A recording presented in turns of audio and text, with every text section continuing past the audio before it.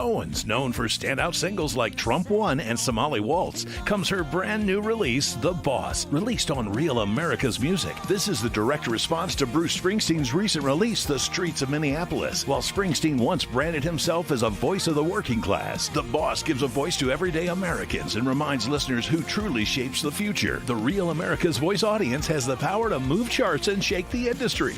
Download it right now. Scan the QR code or search The Boss on iTunes. Push it up the charts. Make them notice.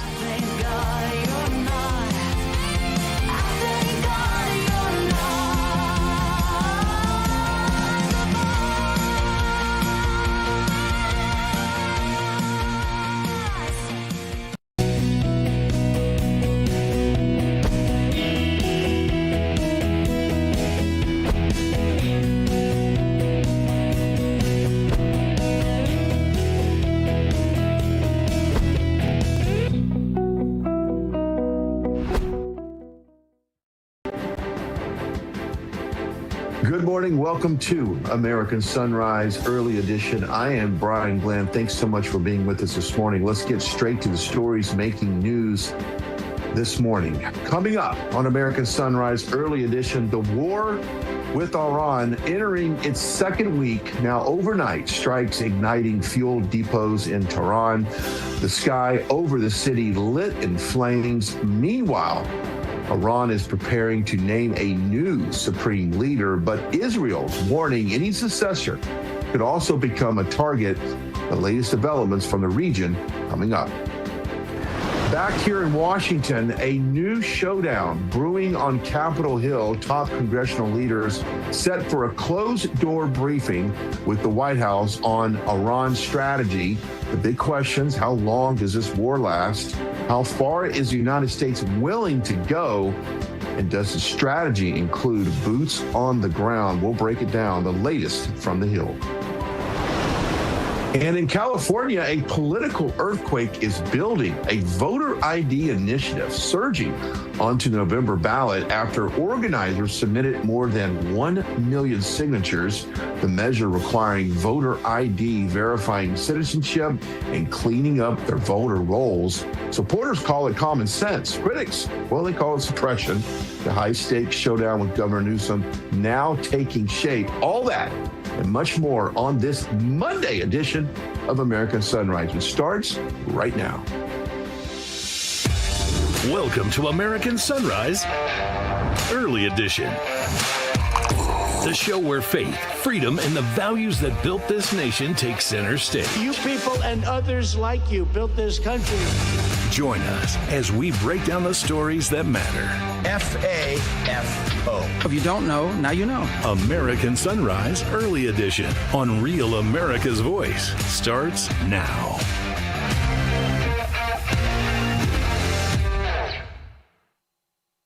All right, good morning. Here's how you can start your day with us. Take a look at the bottom of the screen right now. There's a QR code. That is your ticket to join the Weather Nation family. You can scan it, get connected, and even better, your hometown forecast could be next. So let's head over to Real America's Voice chats on Getter, Rumble, and YouTube during the 9 a.m. hour of American Sunrise. If you're selected, we'll deliver your hometown forecast live. So jump in, be a part of the fun, and join us and on Weather Nation. So joining us now from Weather Nations is Tracy Anthony. Good morning, Tracy, on this Monday. You know, we talked about it last week going into spring break. Well, it looks like if it's not the weather, it's the TSA. It's the lines at the airports. Yes. But I think once people get to the airport, it looks like we have some fair weather shaping up for parts of the destinations for spring break. Yeah, really the Gulf Coast and the Southeast, they're going to have a record warmth here through the start of the week. So if this week's your spring break, that's nice. The damper for travel and air travel will definitely be the severe weather threat. So we had a big spring storm move across the nation last week that did spark a handful of tornadoes over the weekend. We did have a handful of fatalities, unfortunately. Grapefruit-sized hail with these strong to severe thunderstorms. You're looking at damage from a tornado in South Michigan on Friday evening. So some homes were damaged and destroyed, and the rating on that one looking like it will be an EF3, so very powerful storm systems. We're tracking the threat for more strong to severe thunderstorms here throughout the next couple of days, and today it's going to be areas across Arkansas all the way down through the Mid-South area, so Mississippi, Alabama under that level 2 threat. So Monday for today, that's that severe threat area. Tuesday, we have another system that's going to be rolling off the Rockies, impacting areas from the Great Lakes all the way down through central Texas. And then by midweek, it's going to slowly continue to shift to the east. So millions, once again, at risk for severe storms this week. We are going to have that heat for the southeast and the central plains. So temperatures getting close to about 80 degrees, areas like Wichita. This is where we will have some fire danger as well. And you can see out in the Pacific Northwest, it's kind of the only area that's getting some of the winter weather still, because the rest of the nation is feeling temperatures well above average. The Twin Cities, 17 degrees above normal for this time of year. So we're feeling spring-like temperatures across most of the country, and we are talking the potential for close to 150, even close to 200 record daytime highs over the next 3 days. So from areas of the Texas Panhandle all the way to the East Coast, and from Maine all the way down through Florida, we could be breaking daytime record highs. So that heat is what helps fuel the storms. And by Tuesday, we even have an enhanced risk for severe. So that's a level 3 out of 5 severe weather threat. And that does include Chicago, the Windy City. So could definitely have some good size hail and tornado potential here through the week this week. So Brian, we are moving into springtime and severe weather season full speed. It started last week. So very important to also have the Weather Nation app so you can get those severe weather alerts to your phone.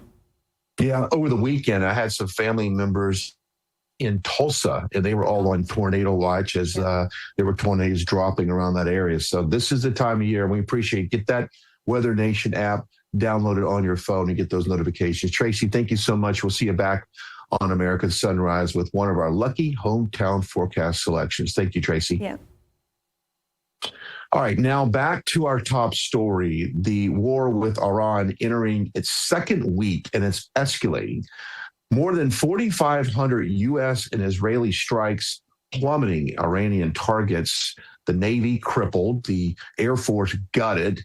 Command centers hit, oil facilities in Tehran is burning, yet Iran is still firing back. Meanwhile, American forces are moving in. The USS Gerald Ford carrier group racing toward the region, reinforcements following as allies shift naval power into the Mediterranean. In the coming weeks, we'll decide everything. Can Iran sustain the fight? Can the U.S. keep pressure on as well and reopen the Strait of Hormuz?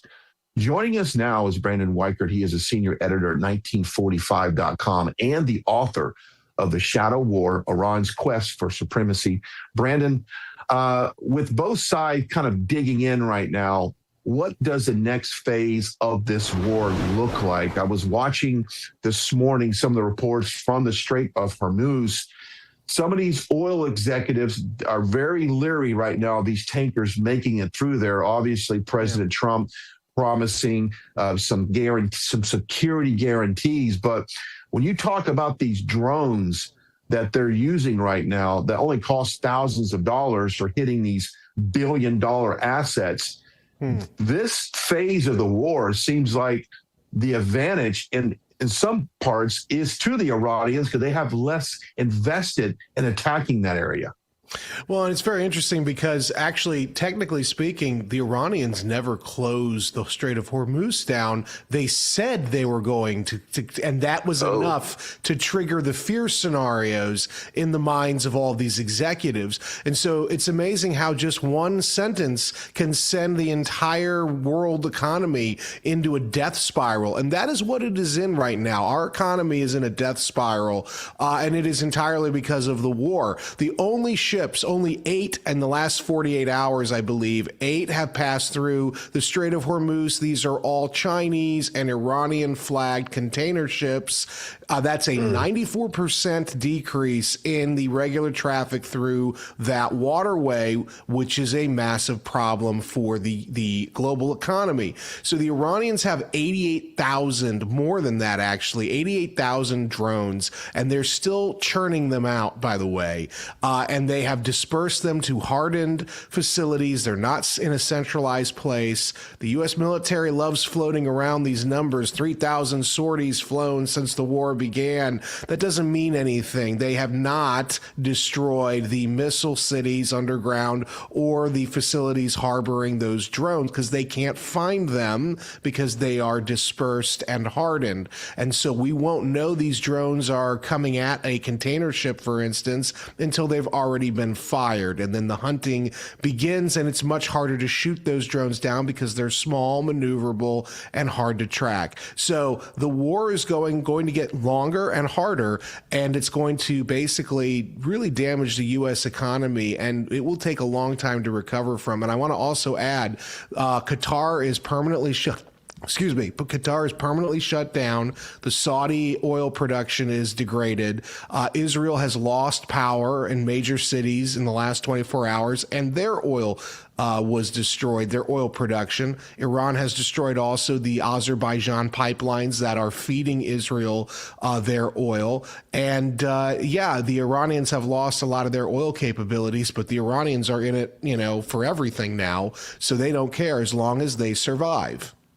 Yeah. Let's talk about the leadership, or what would be the assumed leadership of Iran. From what I'm understanding, that the potential person that would ultimately take over, one of the sons of the former leader, is actually more radical and more militarized than his father. Am I off on that, or is that about right? Yes, that is my understanding. And of course, remember, we blew up, and this is, I'm not weeping over Khamenei at all, but we did blow up his family in the bunker with him, as well as his little grandkids. So I am sure that his son taking over is not going to be so quick to forget what happened. I want to also make it clear, yesterday, Senator Kennedy from Louisiana said an absurd thing on one of the other networks that, well, technically regime changes already happened. Well, no, it has not. They replaced one Islamist leader with another. The Iranian Revolutionary Guard Corps remains in control. There has not been a revolution as promised. In fact, because the Israelis irresponsibly and against our wishes destroyed those oil refineries in northern Tehran and created a toxic soup above the city, what they have done now is actually weakened the protesters' ability to overthrow the government, and they have rallied people around the regime. The Persian nationalism is now in full swing, and they are standing with their government because they realize, as President Trump said the other day, the goal now is not just unconditional surrender, but to break Iran up into smaller countries. So here we are. It's like the worst case scenario.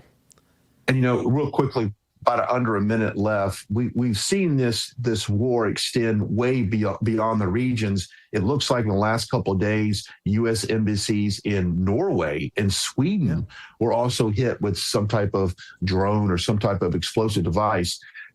So that even more, I think, brings in that region of the world into this conflict and really causes a lot of chaos as well.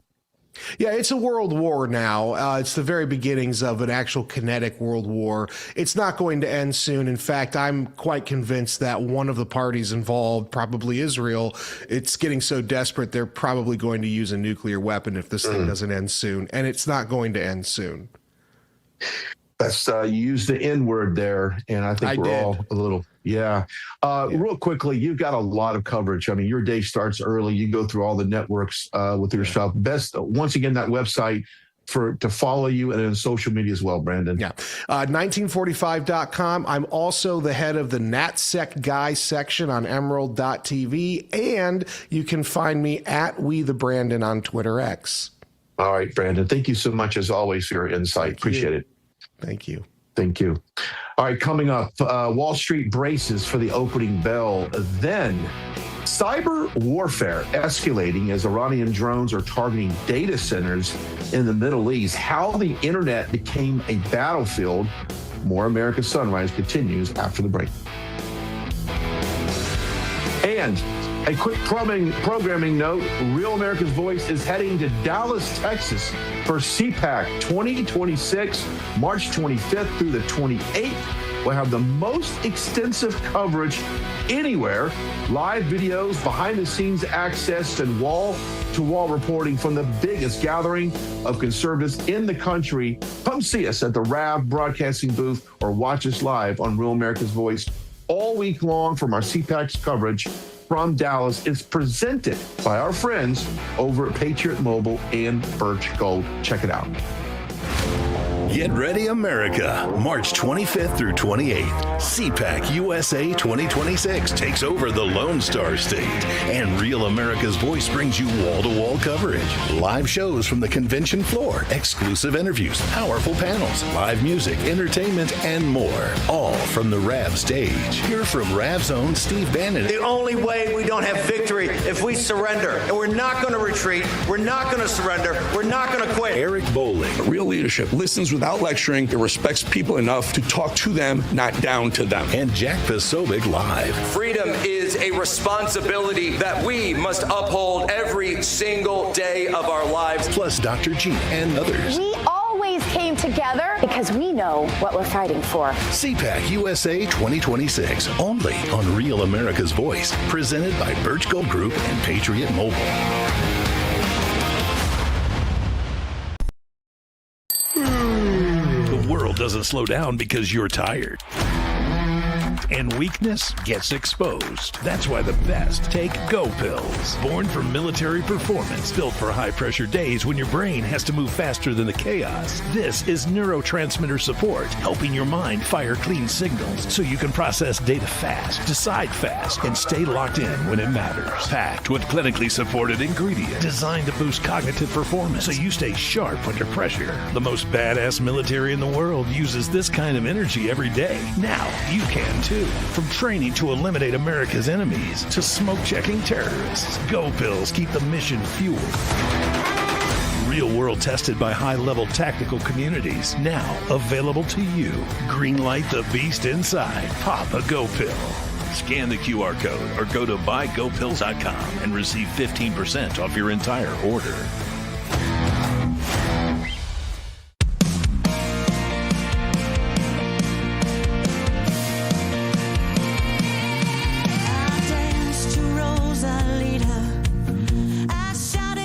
From powerhouse vocalist Natasha Owens, known for standout singles like Trump One and Somali Waltz, comes her brand new release, The Boss, released on Real America's Music. This is the direct response to Bruce Springsteen's recent release, The Streets of Minneapolis. While Springsteen once branded himself as a voice of the working class, The Boss gives a voice to everyday Americans and reminds listeners who truly shapes the future. The Real America's Voice audience has the power to move charts and shake the industry.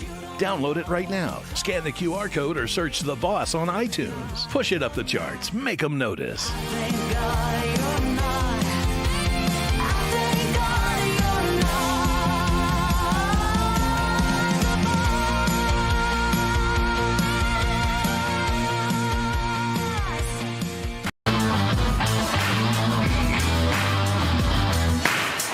Welcome back. America's Sunrise Early Edition. Live look at Doha and Qatar. Lots going on over there. Welcome back. Brian Glenn here. Good to have you with us this morning. We're tracking the White House, the markets, and all the latest in the Middle East. Join the conversation on Getter, YouTube, and Rumble. Now let's check on Wall Street as we head towards the opening bell. Markets close lower to end the week as investors reacted to a weak employment data. The Dow Jones falling 453 points, closing at 47,501. The NASDAQ dropping 361, finishing at 22,387. And meanwhile, in the energy markets, U.S. crude spiking more than 12%, closing at $90 a barrel on Friday. Now, it's up a little bit now. Global benchmark Brent finishing near $93 a barrel, and the national average of gasoline now around $3.32 a gallon. That is up. Now, overnight prices surged to pass $100 a barrel in global trading. The G7 nations are holding emergency talks on a possible strategic reserve release amid the Hormuz disruption. And now all eyes are on Wall Street as traders brace for the opening bell at 9:30 a.m. All right. Now from Wall Street to the cyber war, Iranian drones targeting commercial data centers in the Middle East, facilities hit in the UAE and near the U.S. Navy's Fifth Fleet base in Bahrain. These cloud networks don't just power apps, they also support military logistics, intelligence, and command systems. The impact digital networks disrupt across the region, banking, communications, and government systems are all affected. A remainder of the internet is now a part of the battlefield. Joining us now is retired Air Force Brigadier General Robert Spalding. He's the CEO of Sempri, a company building secure 5G networks designed to protect critical data and infrastructure. General, what does this type of attack tell us about the modern wars that are now being fought? So much investment going into AI and data centers. Well, now those are potential targets in this war. Absolutely. You know, we've seen the advancement of war on the battlefield in Russia and Ukraine with using drones, and those can go anywhere. If you remember, we've had drones flying over our bases, Chinese drones and other drones doing spy activities. Now those could be turned into weapons. And, you know, if you look at the value in our country, just like you said, it's coming out of the AI industry. And there's just a couple of big companies. You take down their data centers, whether it's Elon Musk, Grok, or OpenAI or Anthropic. That's a lot of value that comes out of the U.S. economy. So it becomes this big, fat, juicy target for Iranian terrorists to use drones to attack those targets. I guess when you kind of look back at previous wars, this type of industry wasn't even around then. So it wasn't an option for an enemy to target. But now it does have a critical part in our economy when you look at the investments and how much it's worth. So, yeah, this takes on a new dimension here. You know, we were talking about this war spreading throughout the region, hitting areas in Norway and Sweden as well. Targeting specific, Amazon web services and things like that.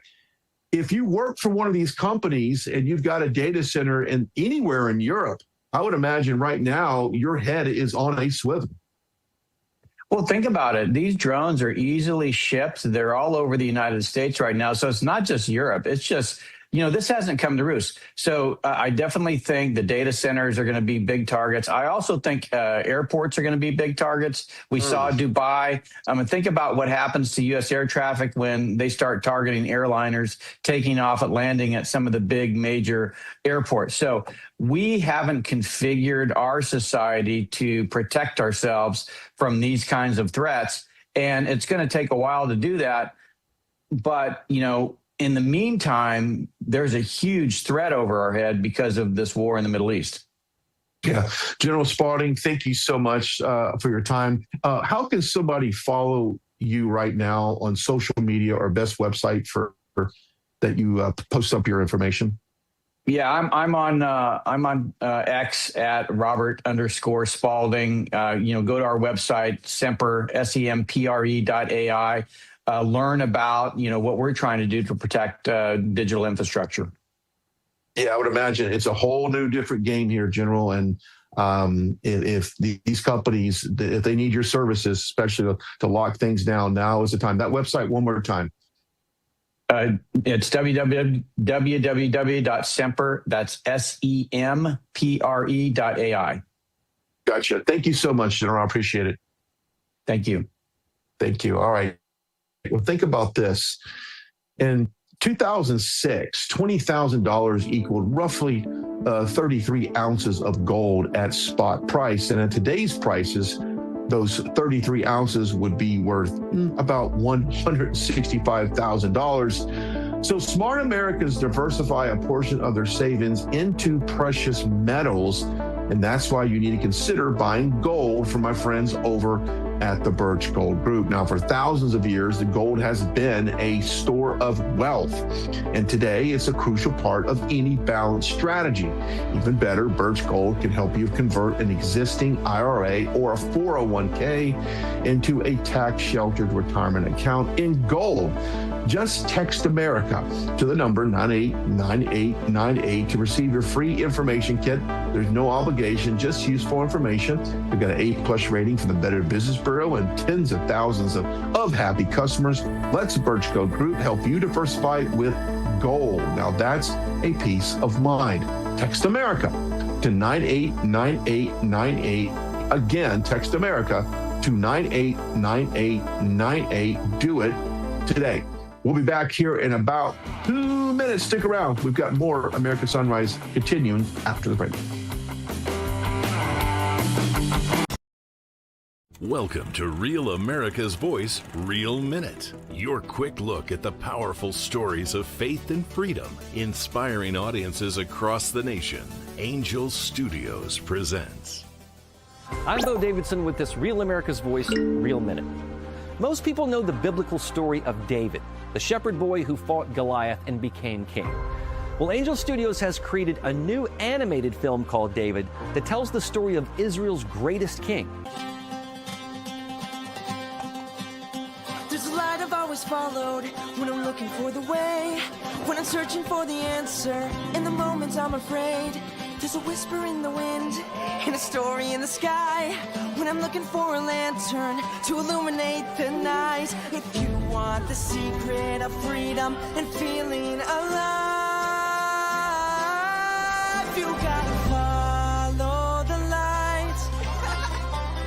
Follow the light.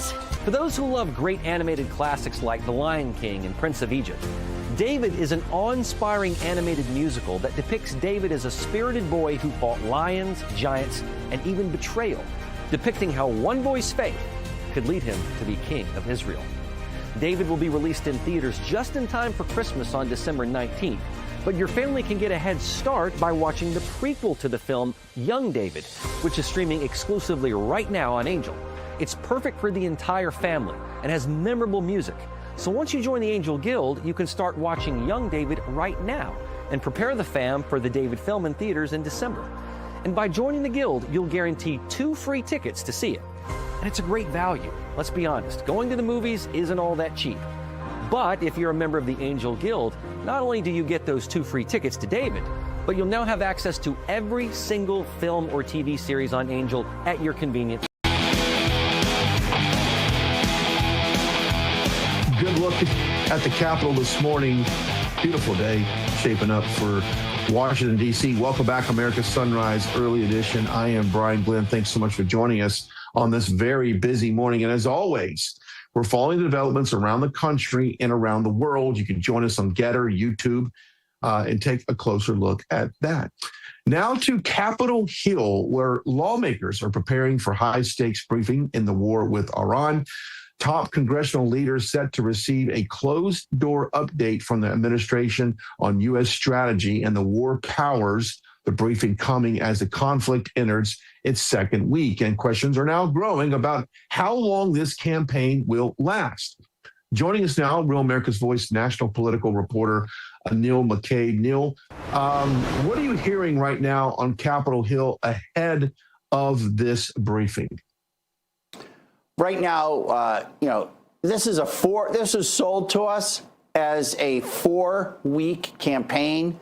We're basically 2 weeks in, and so people want to know what's going on. I think a lot of congressional leaders are going to ask what's going on with the Kurds, because there is tremendous support for the Kurds on Capitol Hill, and there was a lot of excitement that the Kurds were going to, in fact, be our proxy as boots on the ground. The president put the kibosh on that, and he has his reasons. But people want to know what is the next phase? Are we going to have boots on the ground? That's really all of Washington is buzzing right now about what do we do with, have troops actually seizing property. There's talk of special operations going in to some of these nuclear sites because a lot of this enriched uranium is buried under the rubble, buried under these mountains. But that means the Chinese or the Russians or anybody can just grab it. We should be grabbing it first. All that will be part of the hearing. And then afterwards, congressional leaders will say, hey, we're satisfied, we're not satisfied. I think what's going to happen right now is the Democrats and the Republicans will pretty much follow the partisan script. I don't see any breaking of ranks on the Republican side, Brian.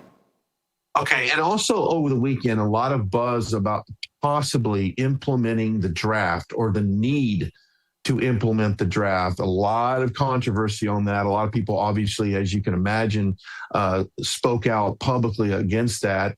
What are you hearing? Is there any type of other chatter about a possible draft in regards to this war? I think it's an interesting discussion. Economist Milton Friedman convinced Richard Nixon to end the draft. It was actually part of his 1968 sort of campaign promise. I think he finally got rid of it by like 1970. Jimmy Carter, after the Russians invaded Afghanistan, reinstituted registration for the draft. So, once you turn, like, I think it was 17, I had to register for the draft just like everybody else.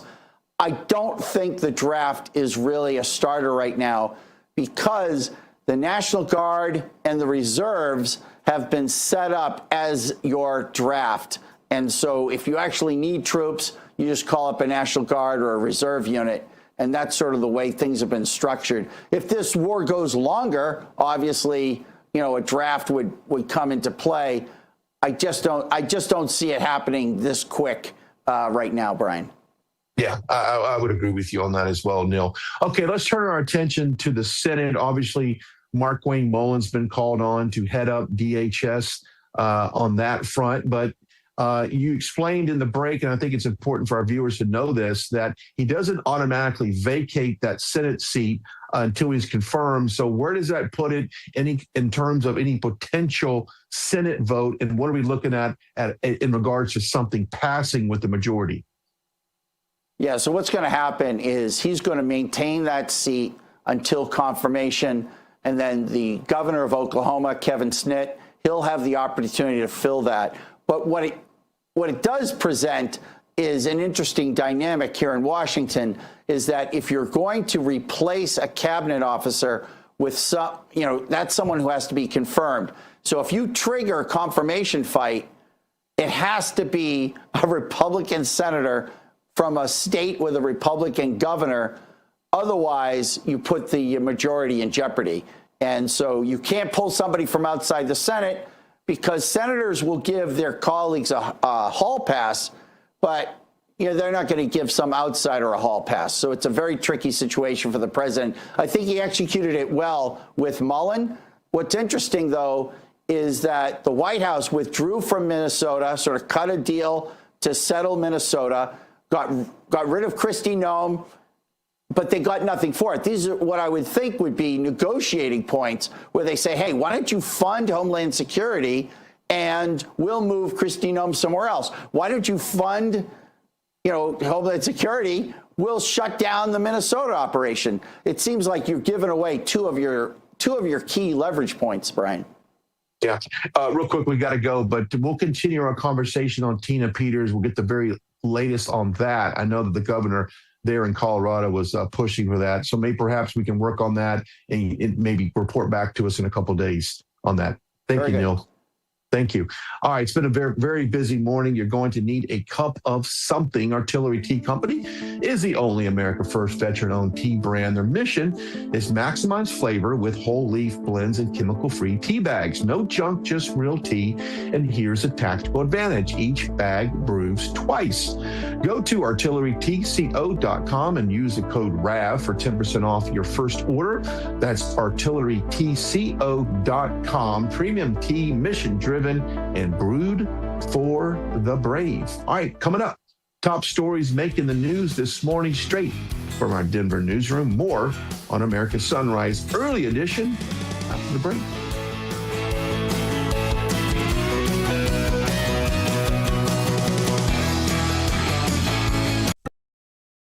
Welcome to Real America's Voice, Real Minute. Your quick look at the powerful stories of faith and freedom, inspiring audiences across the nation. Angel Studios presents. I'm Bo Davidson with this Real America's Voice, Real Minute. Most people know the biblical story of David, the shepherd boy who fought Goliath and became king. Well, Angel Studios has created a new animated film called David that tells the story of Israel's greatest king. There's a light I've always followed when I'm looking for the way, when I'm searching for the answer. In the moments I'm afraid, there's a whisper in the wind and a story in the sky. When I'm looking for a lantern to illuminate the night. If you want the secret of freedom and feeling alive, you gotta follow the light. Follow the light. For those who love great animated classics like The Lion King and Prince of Egypt, David is an awe-inspiring animated musical that depicts David as a spirited boy who fought lions, giants, and even betrayal, depicting how one boy's faith could lead him to be king of Israel. David will be released in theaters just in time for Christmas on December 19th, but your family can get a head start by watching the prequel to the film, Young David, which is streaming exclusively right now on Angel. It's perfect for the entire family and has memorable music. So once you join the Angel Guild, you can start watching Young David right now and prepare the fam for the David film in theaters in December. And by joining the Guild, you'll guarantee 2 free tickets to see it. And it's a great value. Let's be honest, going to the movies isn't all that cheap. But if you're a member of the Angel Guild, not only do you get those 2 free tickets to David, but you'll now have access to every single film or TV series on Angel at your convenience. Welcome to American Sunrise Early Edition. The show where faith, freedom, and the values that built this nation take center stage.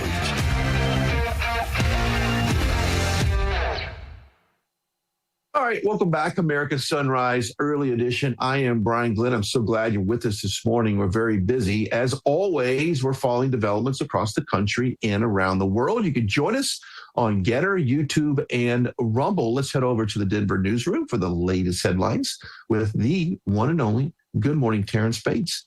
How are you? Hey, Brian, all is well. Good morning. Happy Monday to you and all that other good stuff. Lots of developments happening over the weekend. Iran has its next supreme leader after Mojtaba Khamenei was named the new ruler of the embattled Islamic Republic. The 56-year-old is one of the sons of the late Ayatollah, who was killed in U.S. strikes just days into the current war. Khamenei was never or has never been elected or even appointed to a government position, and he's said to hold even more hardline views than his father. Meantime, while you were sleeping, Iran ramped up attacks on Israel and its neighboring Gulf countries. Also happening over the weekend, the U.S. military confirming a 7th death related to Iranian retaliatory strikes.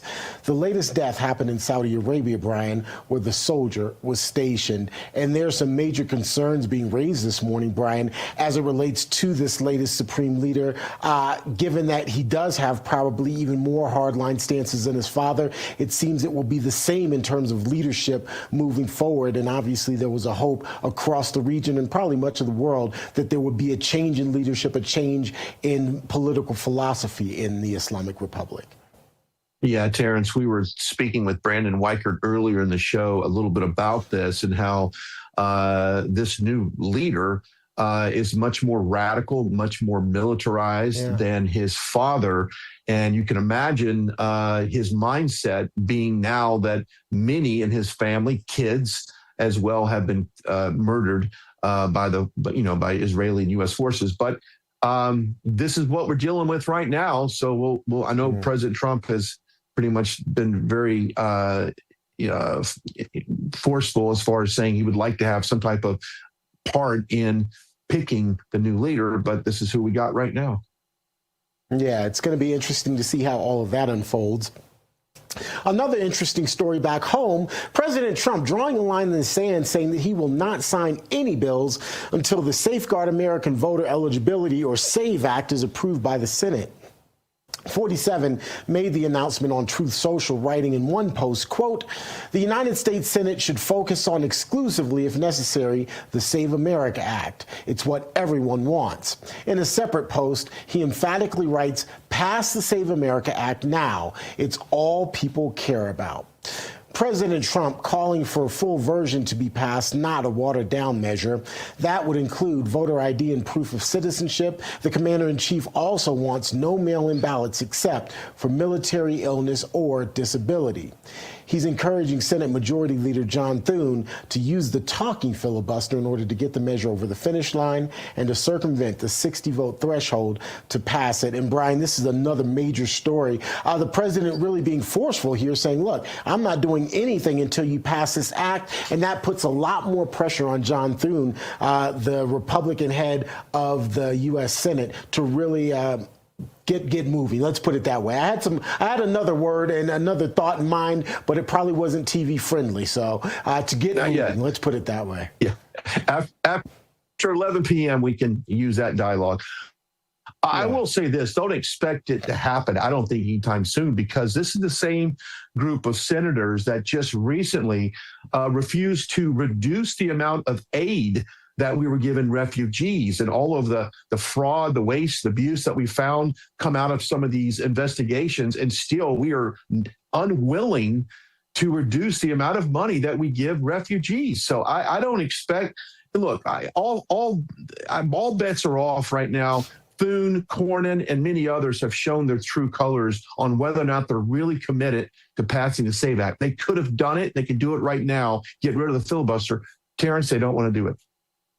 Yeah, and that's the tough part. And the fact that the president has had to take this sort of really hardline stance in order to try to get it over the finish line, that speaks volumes, I think, Brian. Yeah, you're right.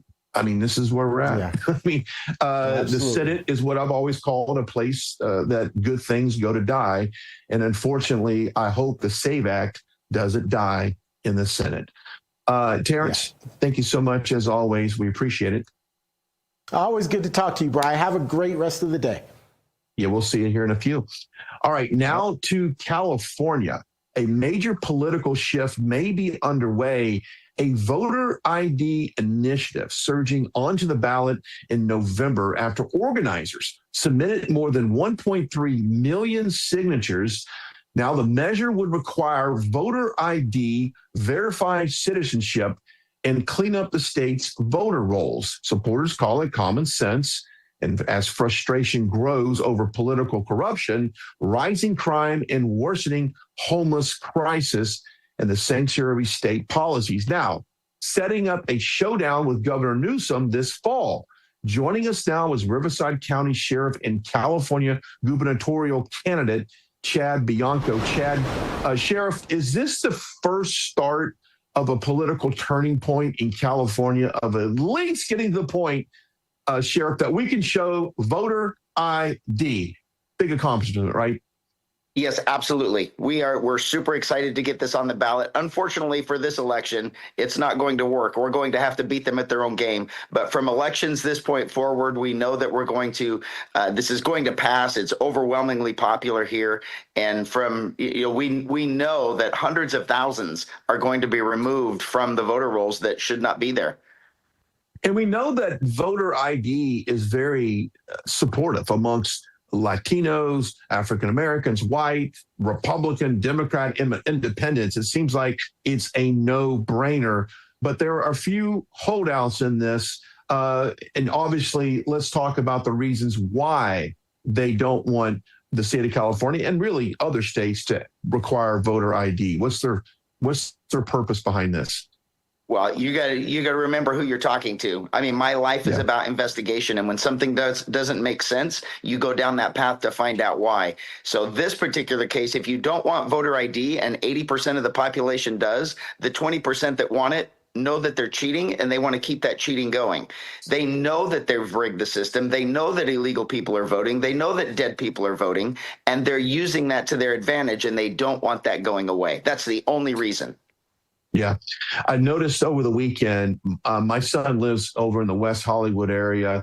He posted up he didn't post up, but I saw some social media posts about $8 gas in parts of California. And I guess a lot of this has to do, obviously, with the war in Iran and the disruption of oil. But from a California standpoint, what could you do from a legislative position to lower or give some type of relief to citizens of California to give them better gas prices? Yeah, we're going to have the lowest gas prices in the country. We'll remove all the regulations that's killing our oil industry. We have more oil than almost all states. We will never, ever, ever run out of oil, but yet we import 80% of our oil from the Middle East. So that's why we are so expensive right now. With me as the governor, we'll be oil independent. We'll use all of our own oil. We'll refine the oil that we have here, and we will have the lowest price gas in the country. I like that. I know someone that I lived out there for about 15 years in the Newport Beach area. And it was expensive back then. I can only imagine what the gas is right now. Okay, in terms of taxes, what can you do to relieve the overall tax burden of Californians? Yeah, after we make ourselves oil independent, which will take a couple of years for sure, then during the meantime, we'll be working on the tax code, because we'll just be like Texas, we'll be like Alaska. And once we're oil independent, we will no longer have our California state income tax. Right now, we have the highest income tax in the entire country, and we're going to make it to where we're zero, just like those other good states where everyone are leaving for. And we're going to make California the place where everyone wants to move to again. I like that. Okay, homelessness. Historically, California has just thrown more money at fighting homelessness, but it hasn't gotten any better. What's the new approach to reducing the amount of homelessness in California? New approach is easy. We address it for what it is. It's a drug addiction, an alcohol addiction, a mental health illness crisis. And if we keep calling it homeless, we're never going to get through it. It's just a money laundering scheme for politicians. So I actually care about those people. I feel horrible that we allow them to live on the street, that we've created a process that gives them drugs, allows them to get drugs. It's enabling them to live on the street. And then we just keep it going as a government. That changes with me as the governor. We're actually going to show a little bit of compassion for these people that need the help, and we're going to give them the mental help, the drug help, and the alcohol help that they need. They will be productive again, and we'll get them back to the homes that they once had. Okay, Sheriff, what's the best website for people watching us right now that live in the great state of California? They want to get more information about your platform and perhaps how to donate and things like that. What's your best website? Absolutely. BiancoforGovernor.com and every social media site, Sheriff Chad Bianco. It is a great state, and you need to help fix it. Yeah, one of the most beautiful states in the country, but without a doubt. I absolutely love it. Sheriff, thank you so much for joining us this morning. I know it's bright. I know it's really early there, so thank you so much. You're welcome. My pleasure. Yes, sir. All right. Most Americans are forced to spend too much money on healthcare and getting too little in return. If you're one of those millions that's frustrated by traditional health insurance, I want to tell you about America's Health Share. Go to freedomforhealth.org/RAV and discover why tens of thousands of patriots now are joining America's Health Share. America's Health Share reduces your healthcare costs by an average of 60% and is accepted everywhere. In other words, say goodbye to out-of-network limitations. They make healthcare affordable, transparent, and aligned with your values, free from surprise bills or skyrocketing premiums. For as low as $68 a month, you can get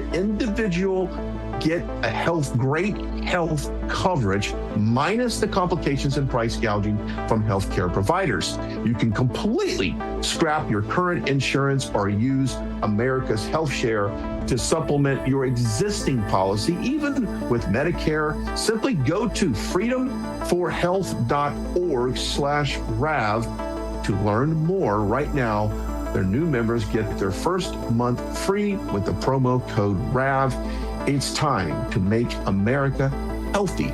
Join the community of patriots taking back control of their health care. That's freedomforhealth.org/RAV. Don't forget the promo code RAV.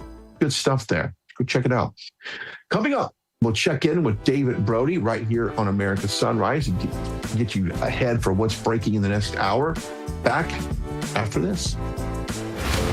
Get ready, America. March 25th through 28th. CPAC USA 2026 takes over the Lone Star State. And Real America's Voice brings you wall-to-wall coverage. Live shows from the convention floor, exclusive interviews, powerful panels, live music, entertainment, and more. All from the RAV stage. Hear from RAV's own Steve Bannon. The only way we don't have victory if we surrender. And we're not going to retreat. We're not going to surrender. We're not going to quit. Eric Bowling. Real leadership listens without lecturing. It respects people enough to talk to them, not down to them. And Jack Posobiec live. Freedom is a responsibility that we must uphold every single day of our lives. Plus Dr. G and others. We always came together because we know what we're fighting for. CPAC USA 2026, only on Real America's Voice. Presented by Birch Gold Group and Patriot Mobile. Welcome to Real America's Voice, Real Minute. Your quick look at the powerful stories of faith and freedom, inspiring audiences across the nation. Angel Studios presents. I'm Bo Davidson with this Real America's Voice, Real Minute. Most people know the biblical story of David, the shepherd boy who fought Goliath and became king. Well, Angel Studios has created a new animated film called David that tells the story of Israel's greatest king. Always followed when I'm looking for the way, when I'm searching for the answer. In the moments I'm afraid, there's a whisper in the wind and a story in the sky. When I'm looking for a lantern to illuminate the night. If you want the secret of freedom and feeling alive, you gotta follow the light. Follow the light. For those who love great animated classics like The Lion King and Prince of Egypt, David is an awe-inspiring animated musical that depicts David as a spirited boy who fought lions, giants, and even betrayal, depicting how one boy's faith could lead him to be king of Israel. David will be released in theaters just in time for Christmas on December 19th, but your family can get a head start by watching the prequel to the film, Young David, which is streaming exclusively right now on Angel. It's perfect for the entire family and has memorable music. So once you join the Angel Guild, you can start watching Young David right now and prepare the fam for the David film in theaters in December. And by joining the Guild, you'll guarantee 2 free tickets to see it. And it's a great value. Let's be honest, going to the movies isn't all that cheap. But if you're a member of the Angel Guild, not only do you get those 2 free tickets to David, but you'll now have access to every single film or TV series on Angel at your convenience. All right, welcome back, America's Sunrise, a live look at Mystic, Connecticut. Might be one of the most interesting names for its town. Hey, where do you live? I live in Mystic.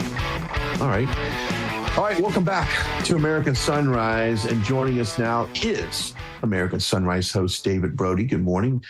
I should say good Monday morning to you, my friend. Good Monday morning. How are you, Brian? All right. Well, let's kind of turn our attention real quickly. We'll get into the war, update on that. But on the Senate, President Trump saying he's not going to sign anything until the Senate passes the SAVE Act. I don't see that happening anytime soon, but I'm a little pessimistic in that regards. What say you? Yeah, I'm pessimistic too, and I'll tell you why. And a lot of people train or put their fire there on John Thune. Don't get me wrong. I mean, he could definitely push this. What he is saying, and I do agree with this, is that he says he doesn't have the votes. That they're not Republicans that will even do the talking filibustering. You know what? He's right. Crazy. I don't think he's lying. Do you think he's lying, Brian? I don't think he's lying. No, you're right. I think he has the votes. What is he going to do? I mean, it's all about consensus in the Senate, sadly, sometimes. But so at this point, everybody, I know MAGA's all upset at Thune, and don't get me wrong, I get it.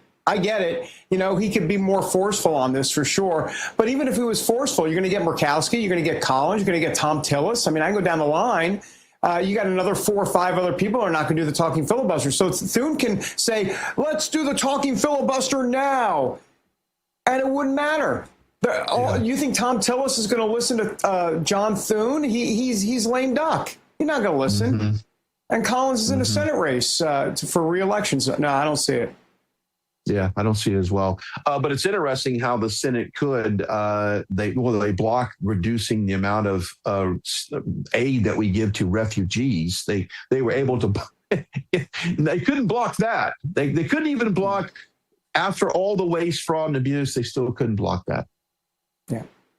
No, it's true. So I don't know. All I know is that Congress likes to rename post offices, and that's about all they're good for nowadays. I agree on that. Real quickly, about a minute left. Over the weekend, obviously, more targets hit. The war seems to be spreading in even Norway and Sweden had their embassies targeted. This thing is kind of spreading across the region a little bit more than we wanted. Yeah, listen, I just want to say a quick thing, and, this sits obviously a little close to home. Regarding MTG, let me just say something. Kudos to MTG for calling out Trump by name. If you've got a problem with this war, say his name. And MTG has been consistent on that, and I give her major props. I don't disagree. I disagree with a lot of what she has to say about this war. We don't see eye to eye, but she at least calls President Trump out. Tucker's not doing that. There are people on the right. They're just like, this is a bad war. Well, you know what? Tucker, say Trump's name. He won't do it. That's called cowardice. That's what that's called. And when she supports him, she supports him. And when she disagrees, she disagrees. Thank you so much, David. All right, we'll see you back here tomorrow, 7 a.m. Goodbye. God bless.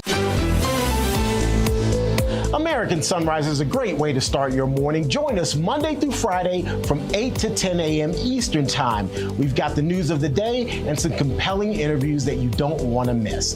Here's what you missed from yesterday. Republicans are taking another crack at Department of Homeland Security funding. A vote is expected today. Here's the AP headline on that. They're citing Iran. Again, votes in the House likely to happen today, potentially also votes in the U.S. Senate. All of this, of course, comes after Democrats, specifically Senate Democrats, held up funding for the Department of Homeland Security over ICE reform. This has nothing to do with our current circumstances. This has everything to do with the Democrats wanting to win the midterms and being Machiavellian about it, frankly, and I don't see that letting up. Unfortunately not, Gina. This is what seems to happen in our Congress. We've had, the Republicans in control of power, the presidency, the House, and Senate, and this was the prime time to get so much done, but unfortunately they haven't, and I think this is going to translate into the midterms. We'll have to see how that plays out next November. If you look at social media, a good 40% of MAGA is in a different headspace than they were certainly in the last election. So what's your advice if you were to give them advice? Good morning, Gina. I love Romans 8:28. We serve a God of love and life, and unfortunately, the Iranian, regime, they serve a God of death. They are the biggest, largest terrorists in the history. I'm 72 years old that I've ever seen. I've been paying attention since Reagan ran for re-election in '83. I've never seen anything like this, and that was, by the way, about when the Beirut bombing happened, if I remember correctly. So I think people should pay attention and say, thank God for President Trump for taking them out, because those idiots, terrorists, can never be allowed to have a nuclear weapon. I want to get your take on this CNBC headline. Epstein files Howard Lutnick volunteers to testify to House Oversight Committee. He has not been accused of any wrongdoing, but he has been to Epstein's private island. The Oversight Committee also subpoenaed Attorney General Pam Bondi. That was quite interesting. What do you see coming out of this? I mean, Pam Bondi said she had a list of Epstein people on her desk. I mean, at the very least, I think they need to question her about that. Well, Secretary Howard Lutnick is doing a great job of leading the Department of Commerce. And look, it's transparency, and that goes for Bondi and Lutnick and anybody else, really, even the Clintons, believe it or not. And so I think he's doing a good job. He's willing to go on there. He's willing to testify. And by the way, as you all would know, the committee is led by the Republicans right now. And so the fact that they have got him to come in there and testify says a lot about Republicans. we're going to get to the bottom of this, all the things that happened under Epstein.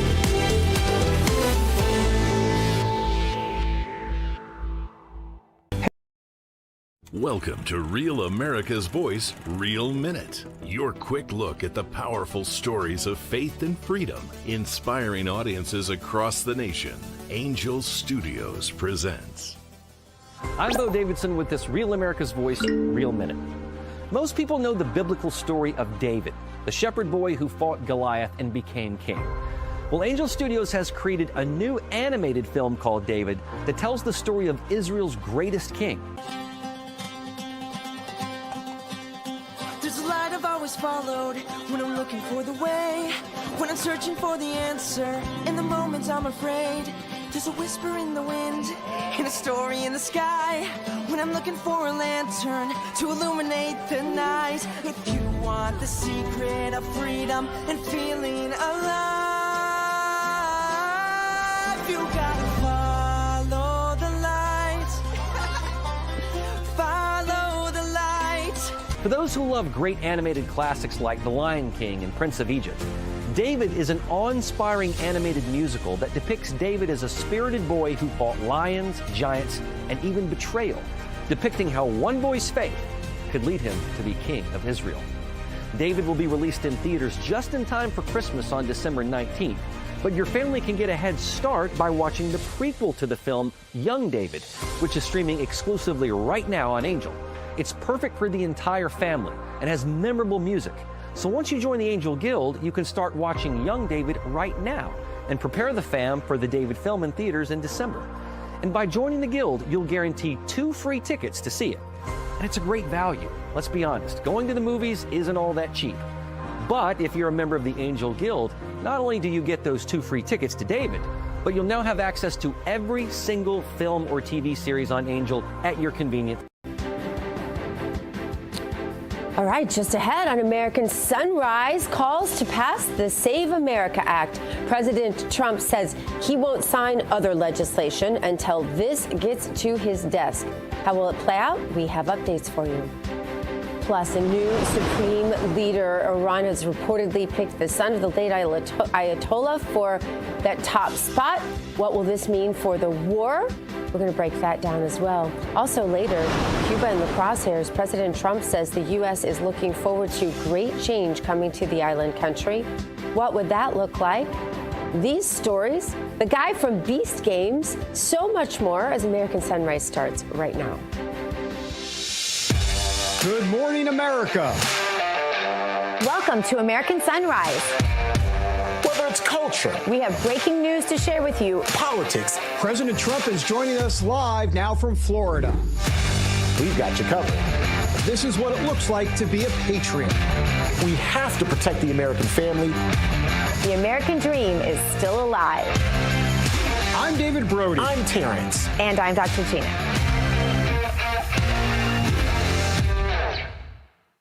It is really Monday. I mean, it's Monday, but it's like extra Monday because with daylight savings time, which I can't stand the way it switches back and forth. Personally, I'd like it gone, but it's so dark in the morning here for such a long time, and it makes everybody drive slow. That's what I've noticed. Good morning, everybody. I'm Dr. Gina. We are live with you from the Palm Beaches. Let's bring in David Brody. He's in Washington, D.C., and Terrance Bates in our Denver newsroom. I'm stuck on the song by Captain and Tennille, I believe, Love Will Keep Us Together. Terrance, I'm just going to wager that that's a song you actually like a little bit.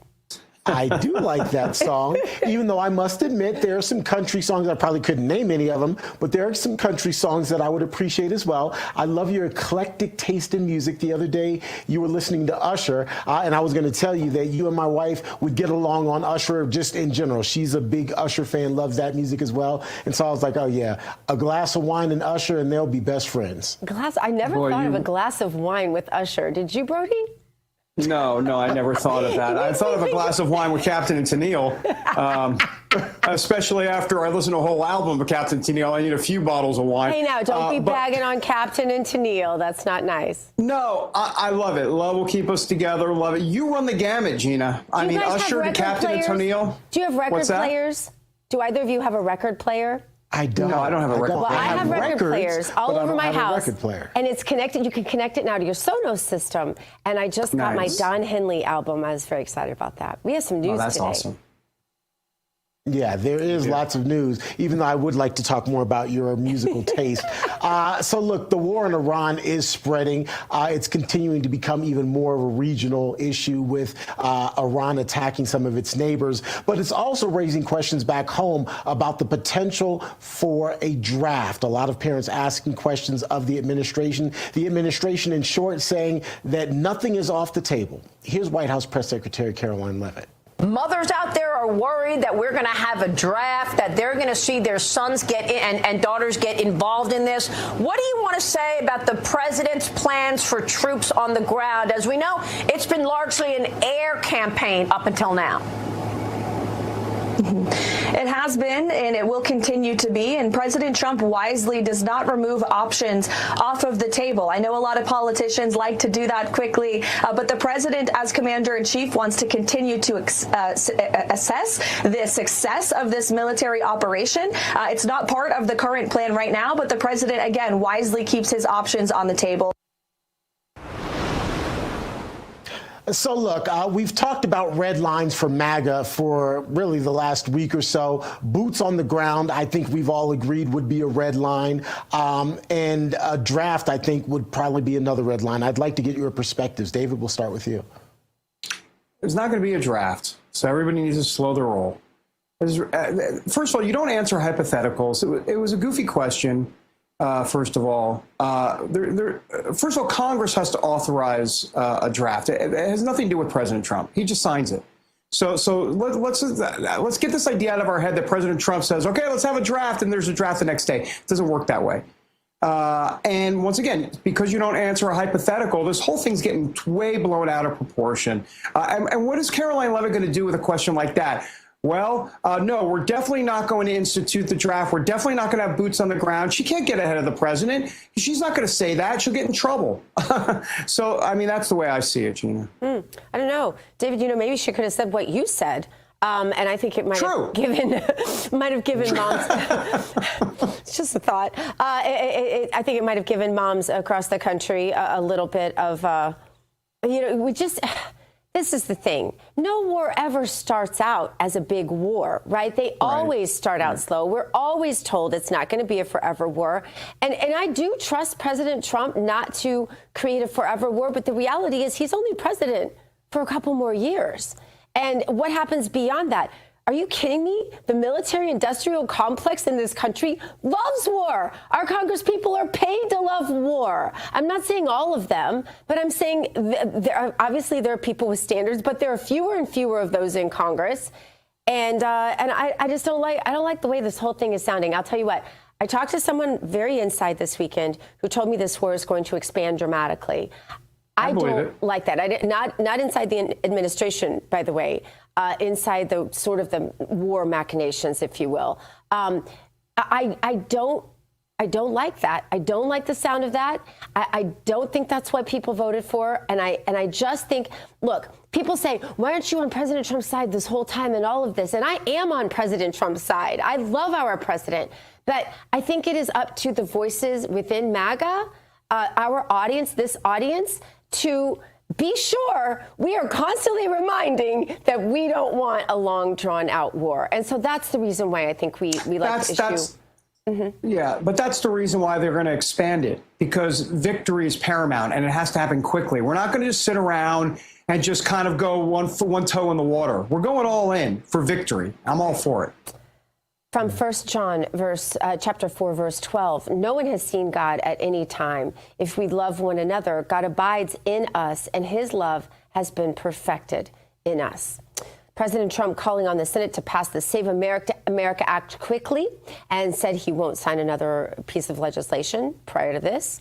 Trump posted on Truth Social, it must be done immediately. It supersedes everything else. It must go to the front of the line. I, as president, will not sign other bills until this is passed and not the watered-down version. Go for the gold. Must show voter ID and proof of citizenship. No mail-in ballots except for military, illness, disability, travel. No men in women's sports. No transgender mutilization for children.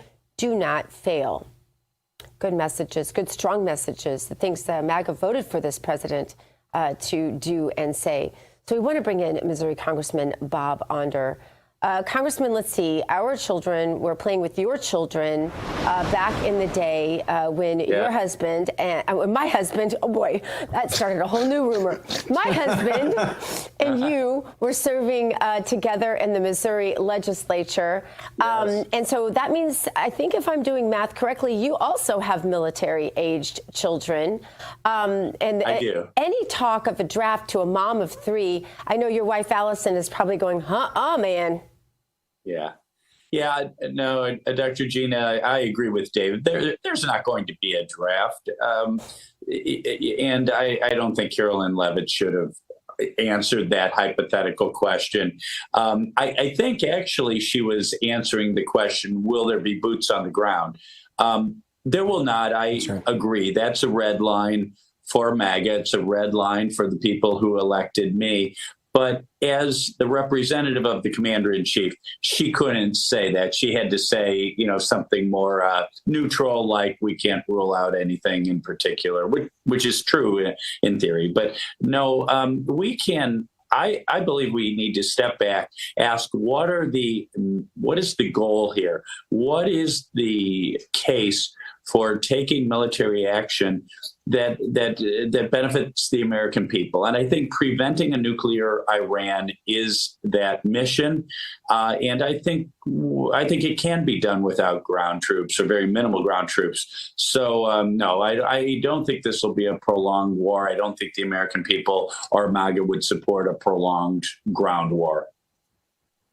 Yeah, I was going to say you Republicans. I felt like Joe Pesci in what was that movie? My Cousin Vinny. You guys are meeting in Miami today regarding the GOP conference and the road forward. I'm going to assume that Republicans better hope that this Iran conflict doesn't become not only a forever war, but if we're having the same conversation in 2 months, that's a problem.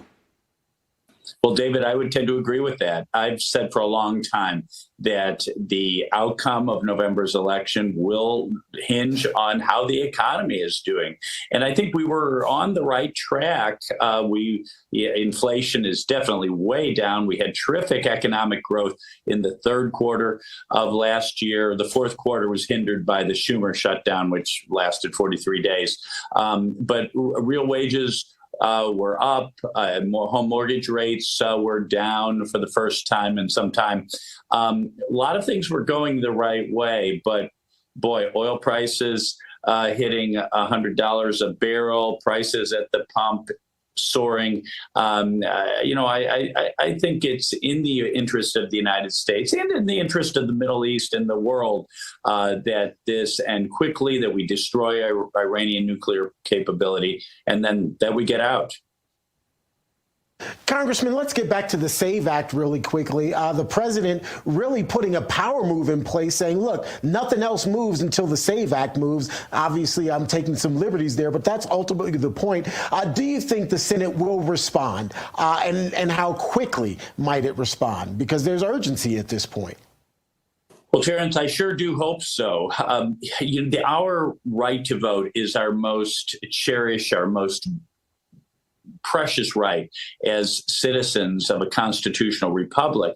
And if someone votes illegally, let's say an illegal alien, that person is literally stealing your vote. So we need to pass the SAVE Act. Non-citizens should not be registered to vote. No one should vote without being able to show a photo ID. And I agree with the president. Mail-in voting, aside from the military or travel or illness, just ought not to happen. In-person voting on Election Day is the gold standard for election integrity. And I also applaud the president for prioritizing protecting our kids from transgender mutilation, something I'm working on in my push for the Chloe Cole Act. But I'm with the president on this. But will John Thune actually make something move? Will he mobilize to get this thing over the line? He's got the options to do it. Will he? That's the ultimate question. But he can't. He certainly needs to, and I think not only the president, but I think the House has very little appetite for passing Senate bills until the SAVE Act, election integrity in this critical election year, is prioritized. I just want to quickly clarify something. I mean, Thune can move for sure, like you're saying, but Murkowski, Collins, Tillis, McConnell, I can go on and on. There are not enough Republicans to vote for the talking filibuster. So Thune can move, but it's not going to pass, is the point. Yeah.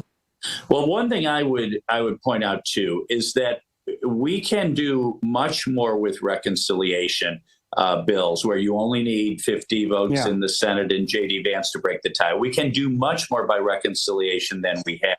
Remember, in the House version of the One Big Beautiful Bill, we completely defunded Planned Parenthood. We defunded transgender surgeries and other treatments. Right. We passed the REINS Act, but that was all knocked out by the Senate parliamentarian. John Thune has kept around Harry Reid's parliamentarian. So the Democrats did Obamacare. They outlawed our private insurance. They passed ARPA. They passed the IRA, all by reconciliation. Right. That's really what John Thune needs to do. Yeah. Mm-hmm. And it'd be great if the Republicans in the Senate ever actually exercised the filibuster that they have. Congressman Onder, thank you so much for your time. We appreciate you being here. Thanks, Congressman. All right, coming up, we're going to check out the hottest headlines from the RAV newsroom with T. Bates, and also later combating the cartels. How is the Trump administration planning to do that now? We have those updates coming up soon on American Sunrise.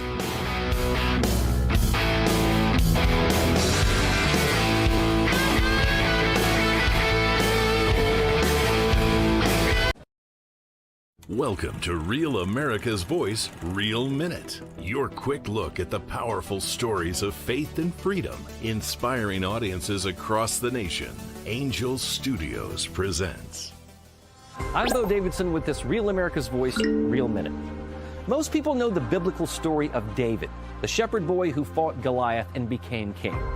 Well, Angel Studios has created a new animated film called David that tells the story of Israel's greatest king. There's a light I've always followed when I'm looking for the way, when I'm searching for the answer. In the moments I'm afraid, there's a whisper in the wind and a story in the sky. When I'm looking for a lantern to illuminate the night. If you want the secret of freedom and feeling alive, you gotta follow the light. Follow the light. For those who love great animated classics like The Lion King and Prince of Egypt, David is an awe-inspiring animated musical that depicts David as a spirited boy who fought lions, giants, and even betrayal, depicting how one boy's faith could lead him to be king of Israel. David will be released in theaters just in time for Christmas on December 19th, but your family can get a head start by watching the prequel to the film, Young David, which is streaming exclusively right now on Angel. It's perfect for the entire family and has memorable music. So once you join the Angel Guild, you can start watching Young David right now and prepare the fam for the David film in theaters in December. And by joining the Guild, you'll guarantee 2 free tickets to see it. And it's a great value. Let's be honest, going to the movies isn't all that cheap. But if you're a member of the Angel Guild, not only do you get those 2 free tickets to David, but you'll now have access to every single film or TV series on Angel at your convenience. This news break is brought to you by AMAC, Association of Mature American Citizens.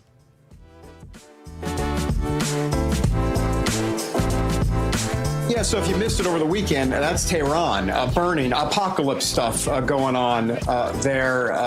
Oil refineries blown to smithereens by the United States and Israel. Welcome back, everybody, to American Sunrise. I'm David Brody. A lot more on Iran right now. T. Bates standing by with the latest headlines from the Real America's Voice newsroom, sponsored by AMAC. The Association of Mature American Citizens is the conservative voice for Americans 50 and older. AMAC is fighting for the values that you hold dear. Join today. Together, we can write the course of America. Iran has its next supreme leader after Mojtaba Khamenei was named the new ruler of the embattled Islamic Republic. The 56-year-old is one of the sons of the late Ayatollah who was killed in U.S. strikes just days into the current war. Khamenei has never been elected or even appointed to a government position, and he's said to hold even more hardline stances than his father. Meantime, while you were sleeping, Iran ramped up attacks on Israel and its neighboring Gulf countries. Also happening over the weekend, the U.S. military confirming a 7th death related to Iranian retaliatory attacks. The latest death happened in Saudi Arabia, where the soldier was stationed. 2 people are in custody this morning in connection to a bomb that was set off outside New York City Mayor Zohran Mamdani's home during an anti-Islam protest. In a statement, Mamdani writing, "Such hate has no place in New York City. It's an affront to our city's values and the unity that defines who we are."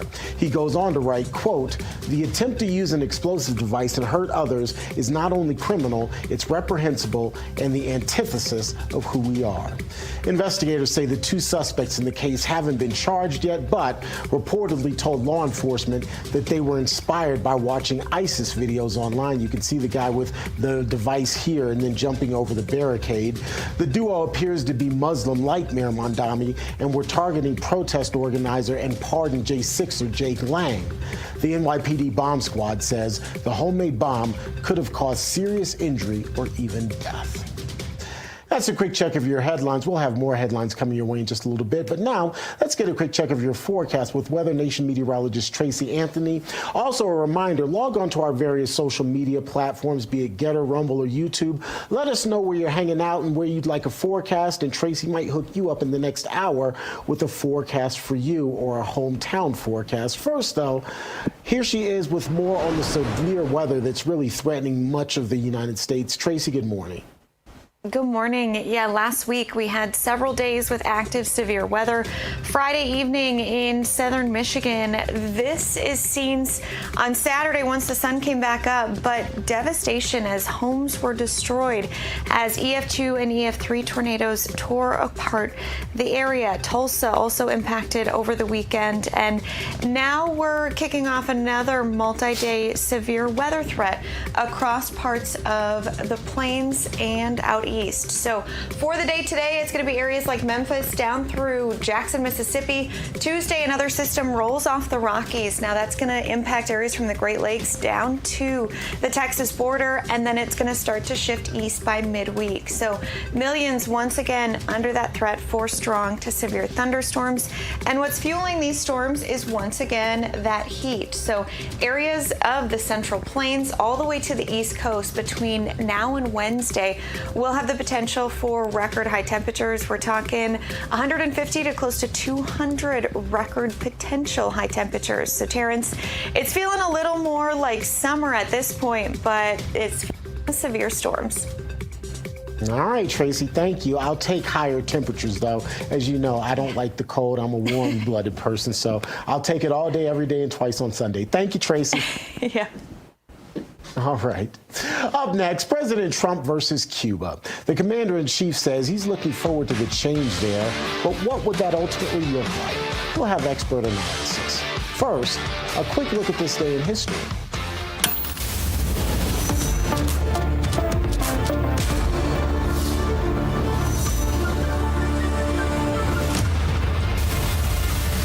It was on this date in 1959 that the first Barbie doll made her debut at the American International Toy Fair in New York City. The toy was created by Mattel co-founder Ruth Handler. The 11-inch fashion doll was the first mass-produced toy in the United States with adult features. Handler was inspired after seeing her daughter imagine adult roles while playing with paper dolls. Named after her daughter Barbara, Barbie quickly became a global icon and one of the most successful toys ever created. More American Sunrise coming your way in 2 minutes.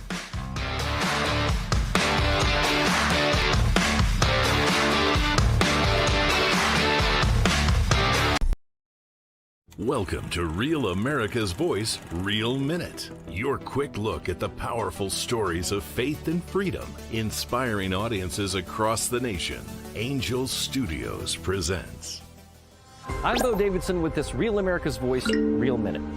Most people know the biblical story of David, the shepherd boy who fought Goliath and became king. Well, Angel Studios has created a new animated film called David that tells the story of Israel's greatest king.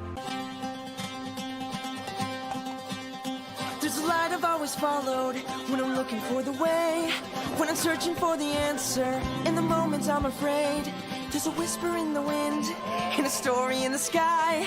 When I'm looking for a lantern to illuminate the night. If you want the secret of freedom and feeling alive,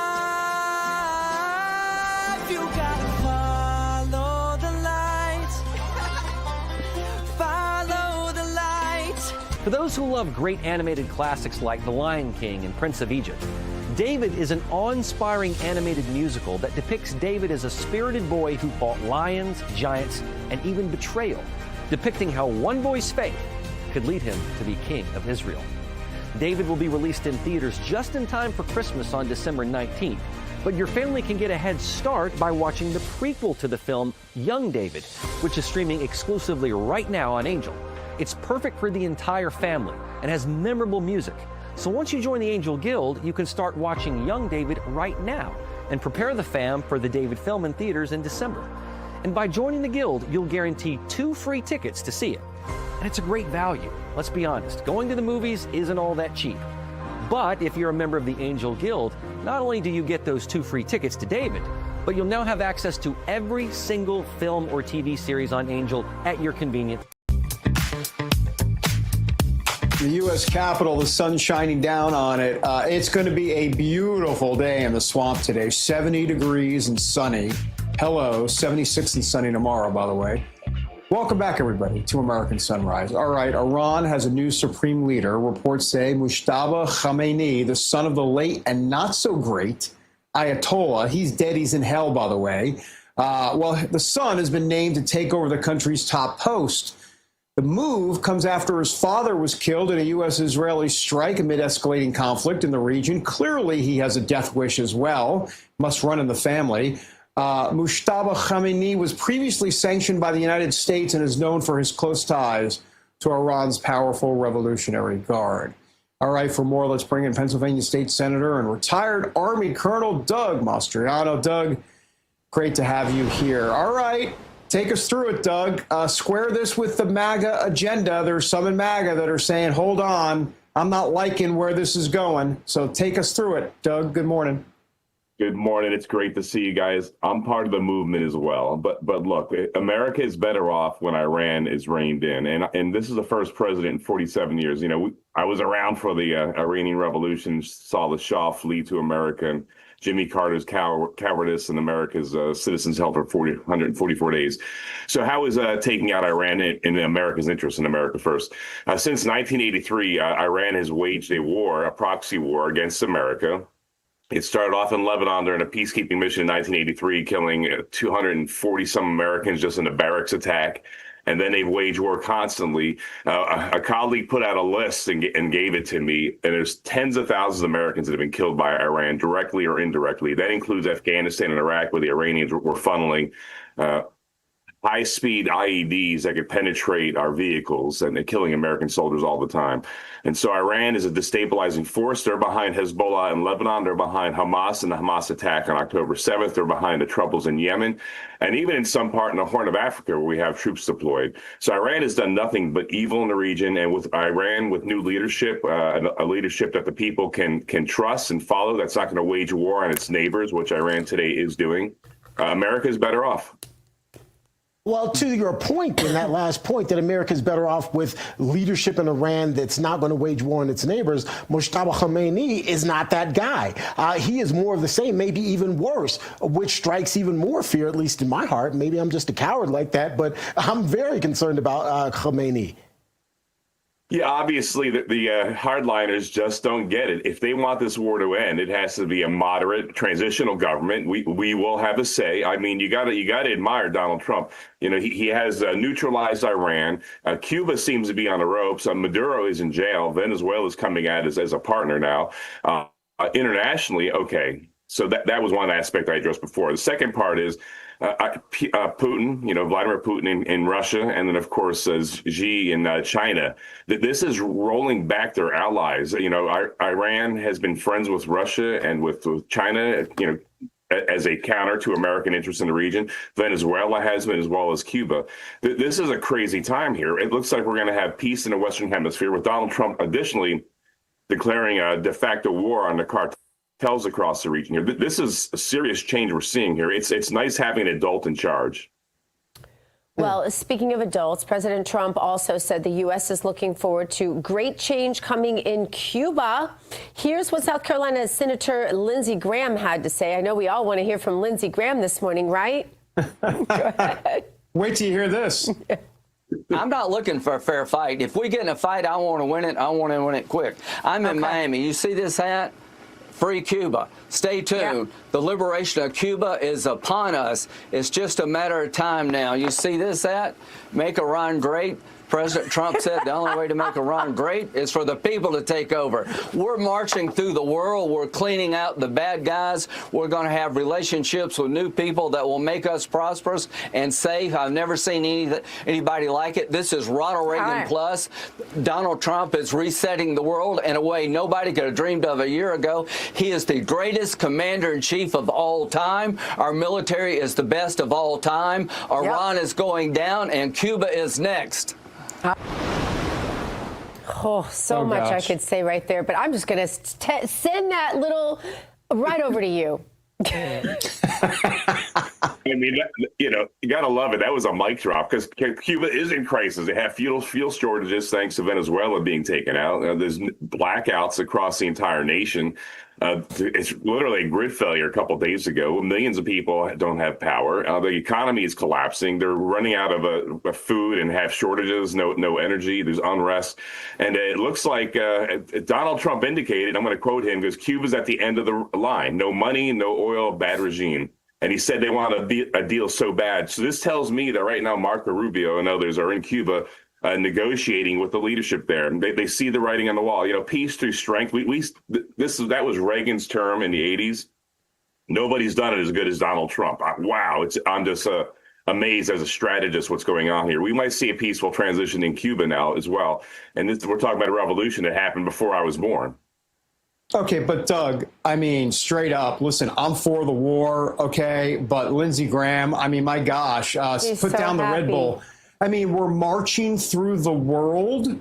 That was the quote. Yeah. I mean, is it not time to slow the roll there? I get it. But if you think about what Trump's doing here, right? Venezuela, I get the reasons for each one.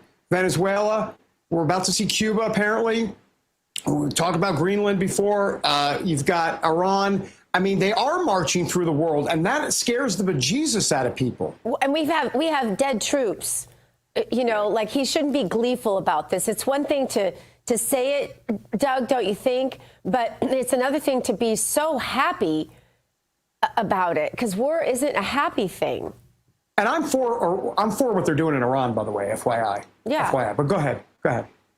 Well, I mean, and I hear you. We have 7 soldiers that have been killed in action here, and that's terrible. And Donald Trump's indicated that there's probably going to be more, sadly, because of the war is going to go on. I'm going to predict another month in Iran, based off of my assessment of what our objectives are and how we're achieving those.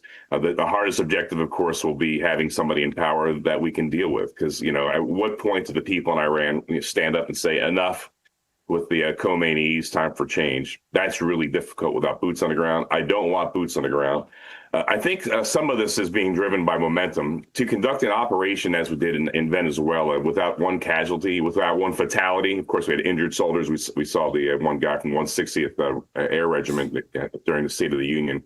But no one killed on that mission there is just astounding to me, because when you train for those sorts of things, sometimes you have a training accident, and sadly people pass away on the military side.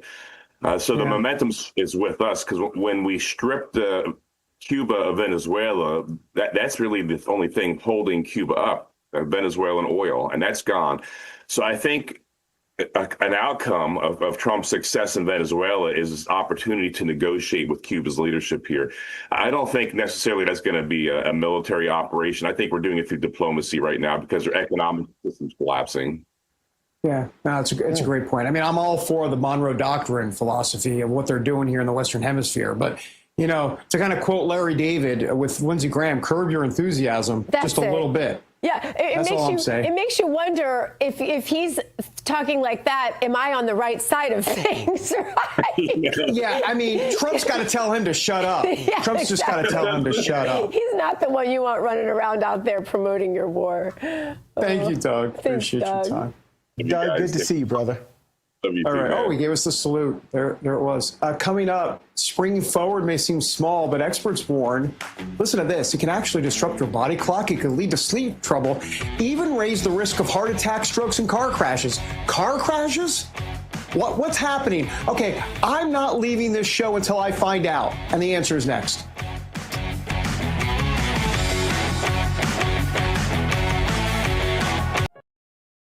Hey folks, it's your friend John Rich. I co-founded Old Glory Bank because we heard too many stories about people getting canceled by their bank because they didn't agree with their politics. The government wanted to know where you shopped. If you bought a Bible or you shopped at a sporting goods store, you're probably on a list. We created Old Glory Bank because America needed a bank that would protect their privacy and security. Exercising your constitutional rights is not a criminal activity, and neither is loving your country. At Old Glory Bank, we stand with you. I'm a J6er. I spent 1,143 days in prison. About a year in prison.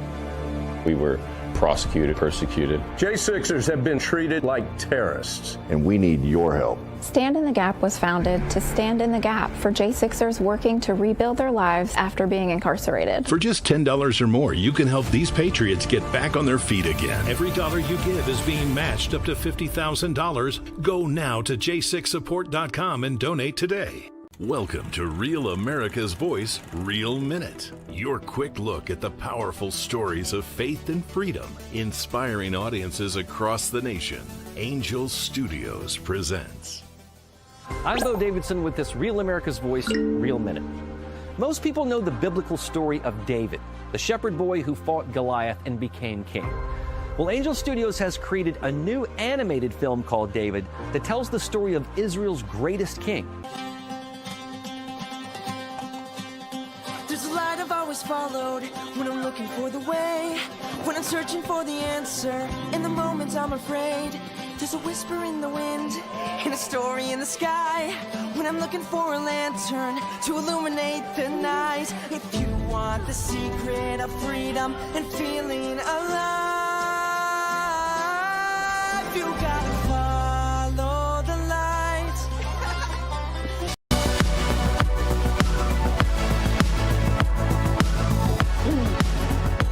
That's a look at Pensacola, Florida, not too far up the road from where we are here in Palm Beach. Welcome back to American Sunrise. I'm Dr. Gina. We thank you for joining us. Oh, Colby says hello. Colby, you don't get to be on until Friday.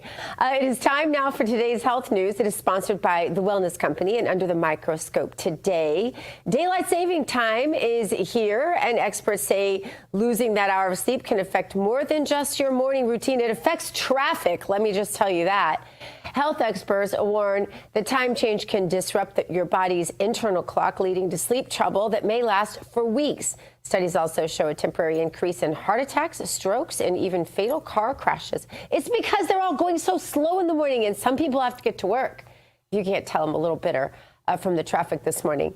But these things do happen, oddly, in the days after the clocks spring forward. Doctors recommend getting morning sunlight and adjusting to bedtime early to help your body adapt. I just wish they would abolish daylight saving time. Tell us how you feel in the chat. I'm curious what you think about that. I hate it. I like the later, brighter days, but I hate when we go the other way and we lose and we have to cut off our days at 5 o'clock. Anyway, the Trump administration has brought a lot of positive changes when it comes to fixing our broken healthcare system. The reality, though, is there's only so much that the government can do. And if we really want to make America healthy again, it's going to start at home with each of us. And that's where the Wellness Company comes in. You see and hear from their doctors all the time. You know their products are the gold standard when it comes to keeping you safe and healthy. They make sure you are prepared for whatever happens with their prescription medical kits. These kits contain an assortment of life-saving medications and guidebooks to assist in the use of the meds in the kits. Additionally, the wellness company offers a variety of products from parasite cleanses to methylene blue to weight loss to so much more that can help you stay healthy and make you have a longer, more satisfying life. Make America Healthy Again starts at home. Do your part. Protect the health of yourself and your family. Go to twc.health/RAV. Give it an order.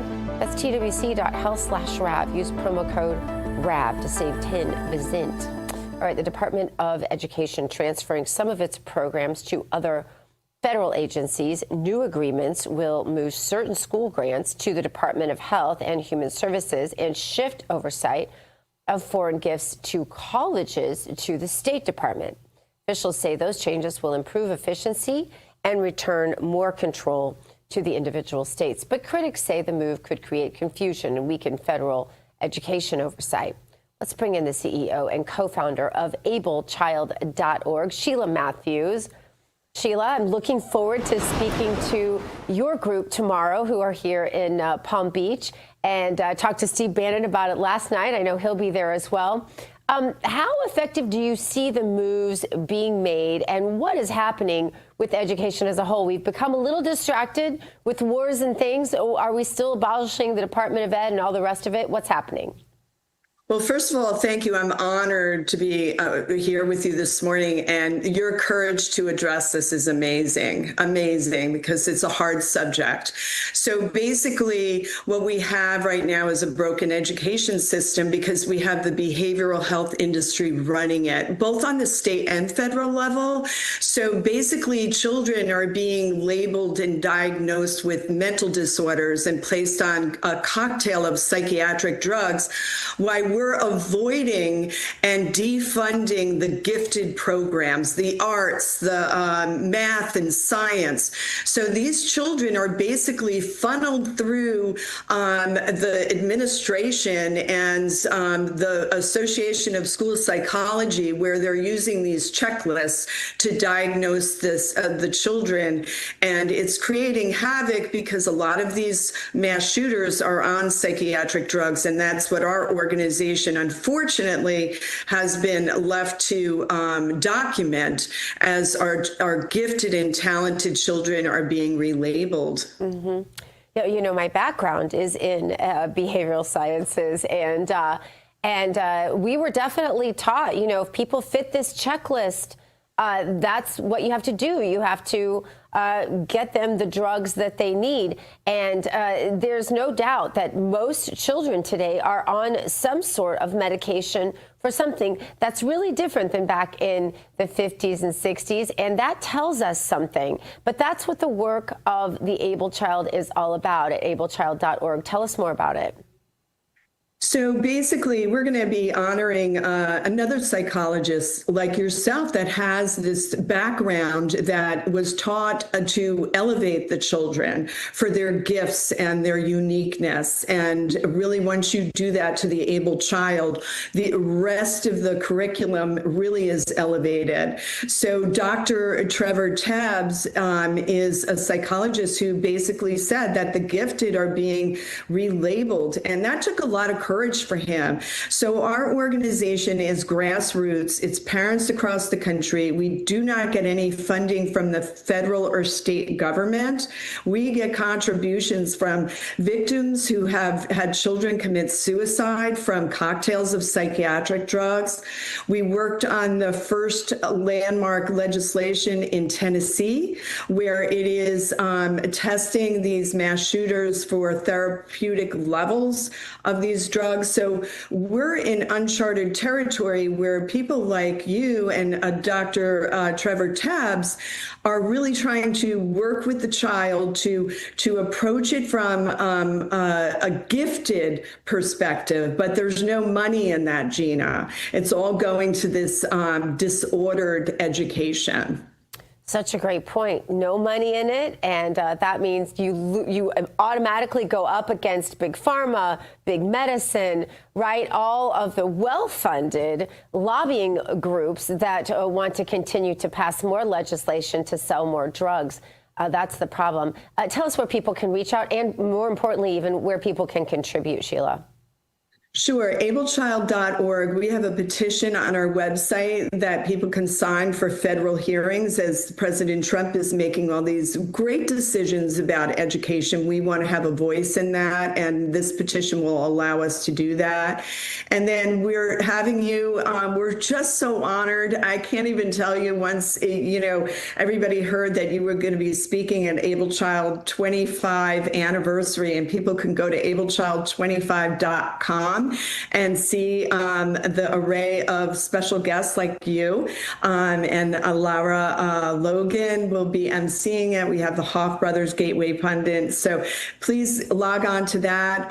We are just here to protect children and to elevate the education system to move away from the AI and the drugging to educational and resources. Sheila Matthews, I'm looking forward to seeing you all there. Thank you so much for being with us today. All right. God bless you. God bless you too. All right. Coming up, the politicizing, the partial government shutdown. How is one Democrat Congresswoman doing that? We have our comments up next on American Sunrise.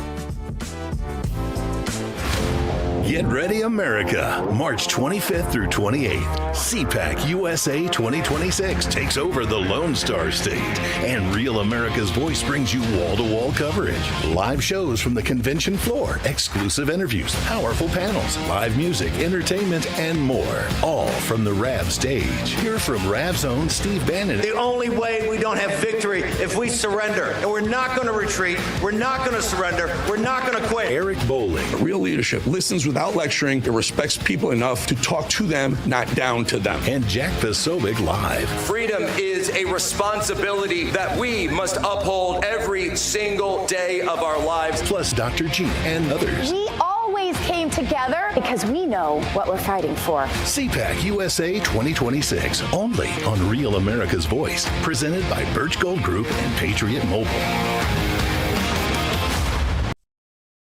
Hey folks, it's your friend John Rich. I co-founded Old Glory Bank because we heard too many stories about people getting canceled by their bank because they didn't agree with their politics. The government wanted to know where you shopped. If you bought a Bible or you shopped at a sporting goods store, you're probably on a list. We created Old Glory Bank because America needed a bank that would protect their privacy and security. Exercising your constitutional rights is not a criminal activity, and neither is loving your country. At Old Glory Bank, we stand with you. I'm a J6er. I spent 1,143 days in prison. About a year in prison. We were prosecuted, persecuted. J6ers have been treated like terrorists. And we need your help. Stand in the Gap was founded to stand in the gap for J6ers working to rebuild their lives after being incarcerated. For just $10 or more, you can help these patriots get back on their feet again. Every dollar you give is being matched up to $50,000. Go now to j6support.com and donate today. Welcome to Real America's Voice, Real Minute. Your quick look at the powerful stories of faith and freedom, inspiring audiences across the nation. Angel Studios presents. I'm Bo Davidson with this Real America's Voice, Real Minute. Most people know the biblical story of David, the shepherd boy who fought Goliath and became king. Well, Angel Studios has created a new animated film called David that tells the story of Israel's greatest king. There's a light I've always followed when I'm looking for the way, when I'm searching for the answer. In the moments I'm afraid, there's a whisper in the wind and a story in the sky. When I'm looking for a lantern to illuminate the night. If you want the secret of freedom and feeling alive, you gotta follow the light.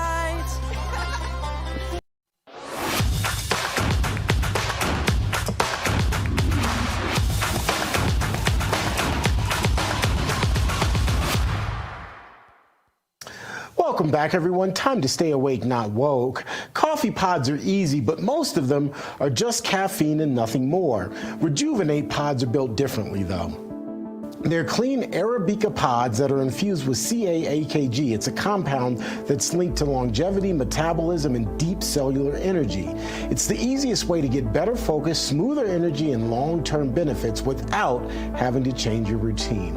Here at Real America's Voice, we choose them because they match the lifestyle so many of us want. We're talking more energy, more clarity, and more intention in terms of how we start our day.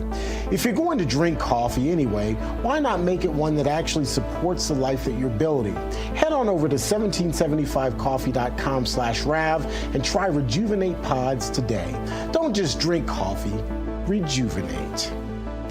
Well, now that we're caffeinated, again, it's time to stay awake, not woke. And who is woke today, you ask? Well, it will be California Congresswoman Sidney Kamlager-Dove. She said the DHS shutdown is working because Kristi Noem is out.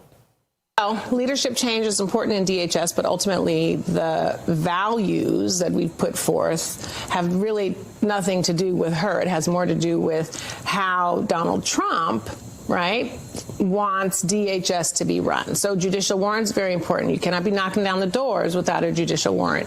The face masks are important. You cannot be detaining and deporting U.S. citizens. You have to have a very targeted approach to how you're trying to run ICE. And you have to be getting that money out for FEMA. So I don't know the senator. How much longer are you guys going to hold out? We're going to hold out until the White House comes to the table and renegotiates. Do you feel like because Noem is gone, that shows that this is working? I think it shows that this is working, yes. I mean, let me tell you something. The White House does play hardball, and they always are going to take the win. And we are going to have to figure out a way to get the rest of the government open. But no one's winning, particularly the American people, in all of this, and Democrats are largely responsible for all that. Anyway, we'd love to know what you think about it. Let us know on Getter, Rumble, YouTube. Hop on, let your voice be heard. Looking forward to your thoughts. Coming up, what $5 million can't buy. Corey Sims reveals how chasing a $5 million prize taught him that faith, family, and character matter more than money. That conversation right after the break.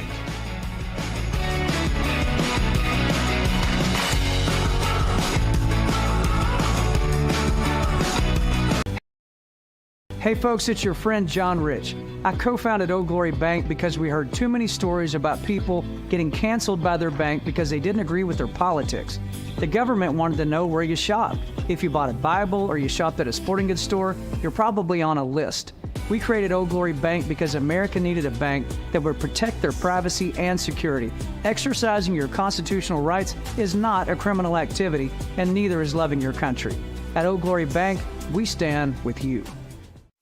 I'm a J6er. I spent 1,143 days in prison. About a year in prison. We were prosecuted, persecuted. J6ers have been treated like terrorists. And we need your help. Stand in the Gap was founded to stand in the gap for J6ers working to rebuild their lives after being incarcerated. For just $10 or more, you can help these patriots get back on their feet again. Every dollar you give is being matched up to $50,000. Go now to j6support.com and donate today. Welcome to Real America's Voice, Real Minute. Your quick look at the powerful stories of faith and freedom, inspiring audiences across the nation. Angel Studios presents. I'm Bo Davidson with this Real America's Voice, Real Minute. Most people know the biblical story of David, the shepherd boy who fought Goliath and became king. Well, Angel Studios has created a new animated film called David that tells the story of Israel's greatest king. Followed when I'm looking for the way, when I'm searching for the answer. In the moments I'm afraid, there's a whisper in the wind and a story in the sky. When I'm looking for a lantern to illuminate the night. If you want the secret of freedom and feeling alive, you gotta follow the light. God bless the USA. In the beginning, God created the heaven and the earth. All right, welcome back to American Sunrise. It is now time for our Moment of Faith that is brought to us by the good friends over at Lee Greenwood and God Bless the USA Bible. In focus today, a new book telling the story behind a high-stakes competition in what $5 million can't buy. Author Corey Sims shares his experience competing for a $5 million prize on my favorite show on television, Beast Games, and that was season 2. Through all the challenges, Sims says he learned that faith, family, and character matter more than money. He taught America that as well. The book offers a behind-the-scenes look at the competition and the lessons he learned along the way. Welcome to the show, Corey. Corey, I'm maybe gushing a little bit, I'm not going to lie, because Beast Games is my favorite show on television. I don't know how Jimmy did it, but somehow that show that is all about competition and really greed turns out to have a very Christian message. It started with Jeff in the first season. It continued with Jeff into this season, and you as well. Just what you did at the end. And I don't want to blow it for anybody. I was telling some people last night at dinner, I'm like, you know who Corey is from Beast Games? And they're like, oh, yeah, we know who he is. I'm like, well, you're going to love him by the end of season 2. That's all I'll say. But it really is a special show. I don't know how God takes something that really is all about winning $5 million and turns it into his message. Absolutely. So I'm so honored and grateful to be here, Dr. Gina. This is a true pleasure. Thank you so much. It's an honor to be with you. Thank you. And yeah, the whole competition itself was an amazing experience. So wonderful. The staff, everybody was so great. And yeah, I got to shine his amazing light on the entire game. And that's all I try to do now. That's my mission in life. That's my purpose. I truly believe that. And I'm so glad to shine his light. You made that so clear on the show. With that, again, I'm trying not to give away anything in case people haven't seen it. I want them to watch it because it really is such a blessing to watch this show. My children got me onto it. They're all huge fans. We have you here for the whole week. We're so excited to have you in town. But you sent that message loud and clear that your relationship with your Lord and Savior is infinitely more important to you than that 5 or even it could have been at one point $10 million. Absolutely. Most important in my entire life has always been God, without a doubt. But what's that moment like where you're making that decision, where you're really looking at $5 million and all the good you could do with it? Absolutely. So it was a hard challenge, obviously, to lose. You don't go into the game thinking, okay, I'm going to make it as a runner-up. But the way that it all happened, everything happened according to God's plan. I truly believe that. Yeah. I believe that He allowed that to happen in order for me to inspire other people, to write my book, to help people with their faith, their integrity, their character. Yeah. And I truly believe that's why I'm here today.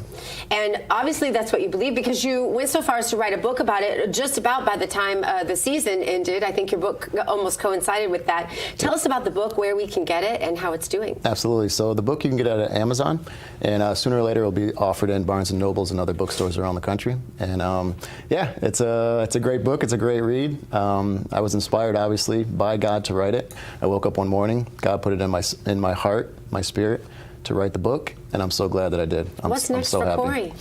I'm trying to do a book tour this coming summer. So travel around the country, hit 21 different cities around the country, and just speak to people, inspire them with their hope, with their faith in Jesus, and everything that goes with it.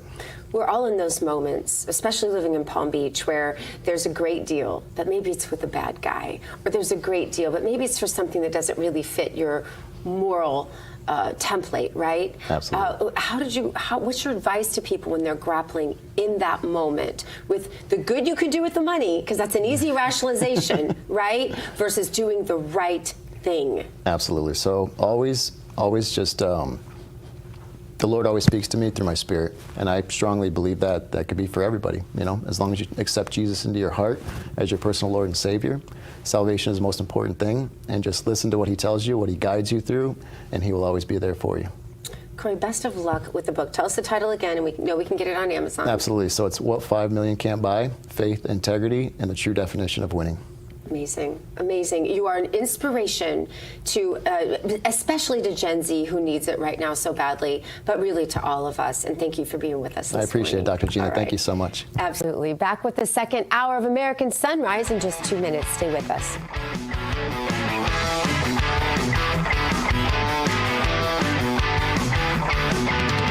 Introducing the limited edition God Bless the USA Bible, inspired by Lee Greenwood's hit song and the most recognized patriotic anthem in America, God Bless the USA. The God Bless the USA large print leather-bound King James Bible also contains America's founding documents, the U.S. Constitution, the Bill of Rights, the Declaration of Independence, and the Pledge of Allegiance, along with a handwritten chorus to Lee Greenwood's song, God Bless the USA. With its large print and slim design, this Bible invites you to explore God's Word anywhere, anytime. The God Bless the USA Bible makes the perfect gift and cherished family heirloom keepsake to pass on to future generations. Designed for an easy reading experience in the trusted King James Version translation, this large print Bible is perfect to take to church, Bible study, work, and for traveling. Order yours today at GodBlessTheUSABible.com.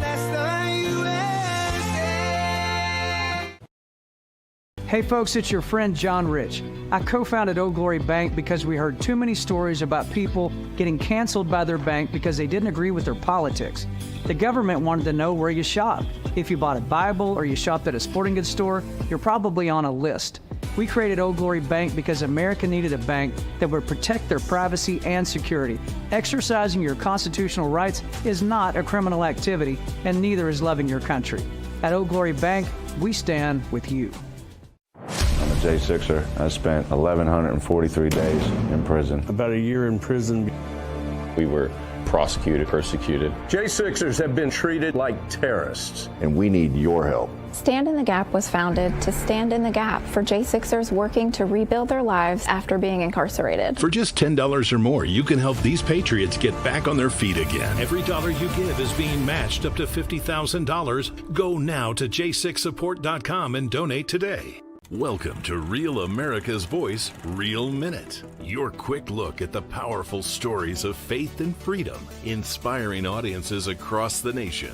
Angel Studios presents.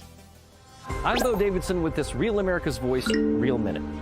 Most people know the biblical story of David, the shepherd boy who fought Goliath and became king. Well, Angel Studios has created a new animated film called David that tells the story of Israel's greatest king. There's a light I've always followed when I'm looking for the way, when I'm searching for the answer. In the moments I'm afraid, there's a whisper in the wind and a story in the sky. When I'm looking for a lantern to illuminate the night. If you want the secret of freedom and feeling alive, you gotta follow the light. All right, coming up on the second hour of American Sunrise, Iran has a new supreme leader, the son of the late Ayatollah Khamenei, killed by U.S. and Israeli airstrikes. President Trump is already pushing back, calling the pick unacceptable. We're going to have the latest in just a moment. Plus, New York City Mayor Zohran Mamdani and his wife are under hot water this morning after a new report reveals shocking social media activity. We'll have those details a little later in the hour. And also, new polling data shows more and more Americans are holding a favorable view of socialism and believe the United States should move toward it. Well, we're going to break that down a little later in the hour. These stories, so much more, as the second hour of American Sunrise starts right now. Good morning, America. Welcome to American Sunrise. Whether it's culture, We have breaking news to share with you. politics, President Trump is joining us live now from Florida. We've got you covered. This is what it looks like to be a patriot. We have to protect the American family.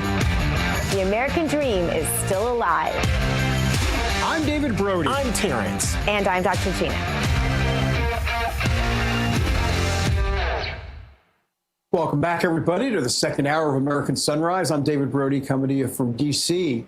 Let's bring in Dr. G in West Palm, T. Bates in our Denver newsroom. Hello, hello. So the Iran war continues on. And Gina, I'm looking at gas. I'm filling up my gas tank. Yep. It was $2.80. It was $2.89 10 days ago. It's now $3.55 and growing. So Look, I mean, this has a lot of different ways to go sideways for the United States, both economically and otherwise. And obviously we have, most importantly, a 7th U.S. serviceman who has died now. So, look, there's going to be headlines, but I believe MAGA is going to stick with this for now. Yeah, I think one of the questions I'm seeing in the chat, and I always feel like the chat is sort of a temperature taker of MAGA. One of the questions I'm seeing a lot in the chat is, hey, if we do get in and out and we do win this war and we do all these great things, we're paying for this. Does this mean we don't have to send as much money overseas anymore? I think it's a legitimate question. And I think they'll continue to ask it. In fact, I think that question will get a little louder, T. No, absolutely. And unfortunately, the longer this thing drags out, the more questions are going to be raised. Hopefully this ends quickly with not only a victory, but also, for lack of a better word, regime change. And Mojtaba Khamenei is not the regime change that I think any American is calling for or definitely wants. That's just my 2 cents on that. So, look, Khomeini is kind of the big story today. Iran has its next supreme leader after Mojtaba Khamenei was named the new ruler of the embattled Islamic Republic. The 56-year-old is one of the sons of the late Ayatollah who was killed in U.S. strikes just a couple of days into the current war. Khamenei has never been elected or even appointed to a government position and is believed to hold even more hardline views than his father.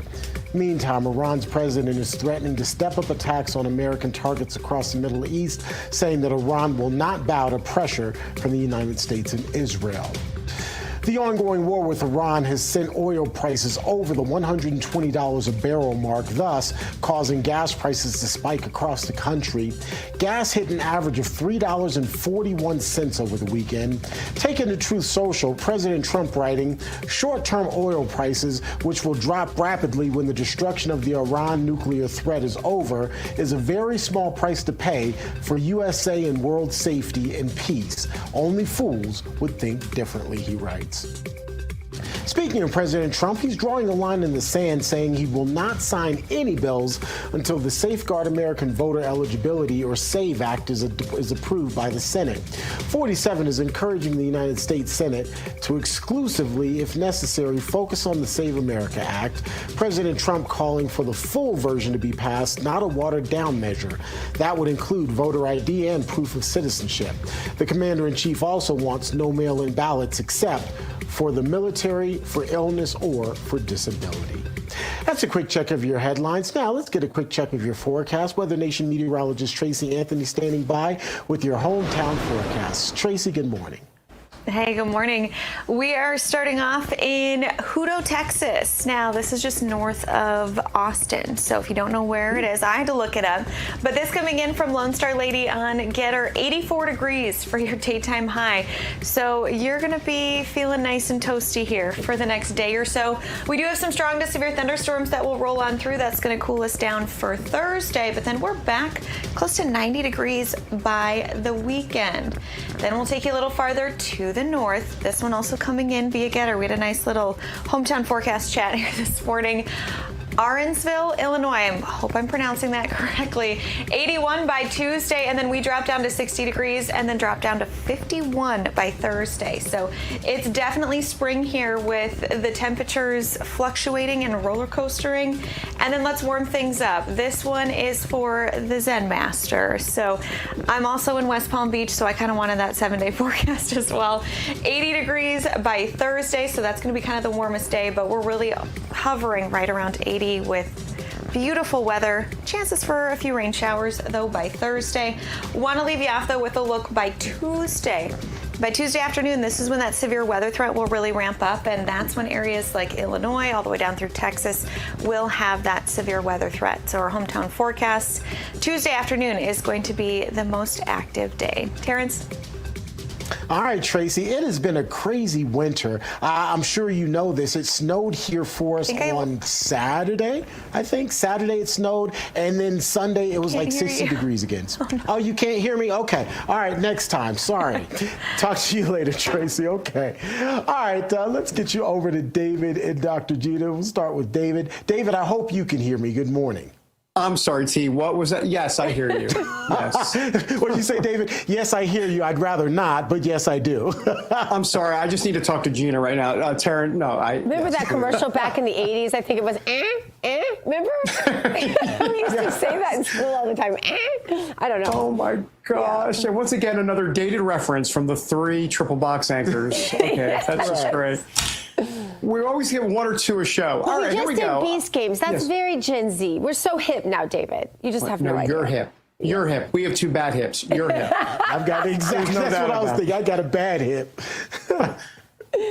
All right, here we go. I'm going to pronounce this because I like to do Mushtaba Khamenei has been named the 3rd supreme leader, thank you, of the Islamic Republic. He's going to die soon, by the way. He just doesn't know it yet. Just over a week after his no-good evil father was killed in U.S. and Israeli strikes, President Donald Trump has already made clear he doesn't approve of this. He called Khamenei's son a lightweight, of course he did, and saying the choice is, quote, unacceptable. The president also warned the new leader may not last long without his approval, setting up a new flashpoint in the escalating conflict with Tehran. All right. Joining us now with analysis is San Diego supervisor and also congressional candidate out there in San Diego. That would be Jim Desmond. Jim, good morning to you. So we've got combat operations, not war, right? Combat operations in Iran. They're in their 2nd week now. President Trump has warned that the supreme leader is not going to last long. It's not an idle threat. I'm curious to get your take on the situation right now because we see oil at over $100 a barrel and possibly climbing even higher. Good morning. Well, good morning, and it's 72 and sunny in San Diego today again. But anyway, we have to not let Iran get a nuclear weapon. I mean, we got to keep our eye on the prize and why we're here and why we're doing this. Just about every Congress member would tell you they do not want to have Iran to have a nuclear weapon. So we have to stop that.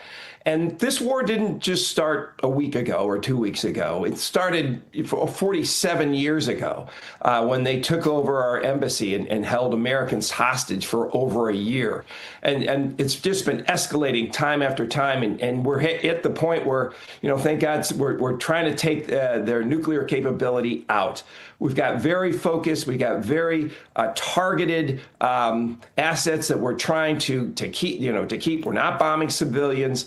And this new Ayatollah that has come in, I agree, is very weak. Hasn't been that charismatic. I don't think he's got the will of the people. Iranians want freedom. Iranians, do not want to be under the thumb of these regimes.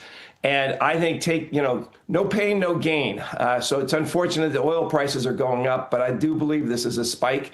And President Trump is right. Once we are able to get rid of their nuclear capabilities, oil prices will come down again. Hopefully the people will elect their president and their leader, not just be appointed and be a hierarchy of someone's son. Jim, Terrance Bates here. Good to see you. On somewhat of a related note, President Trump slamming British Prime Minister Keir Starmer for being late to the party, so to speak.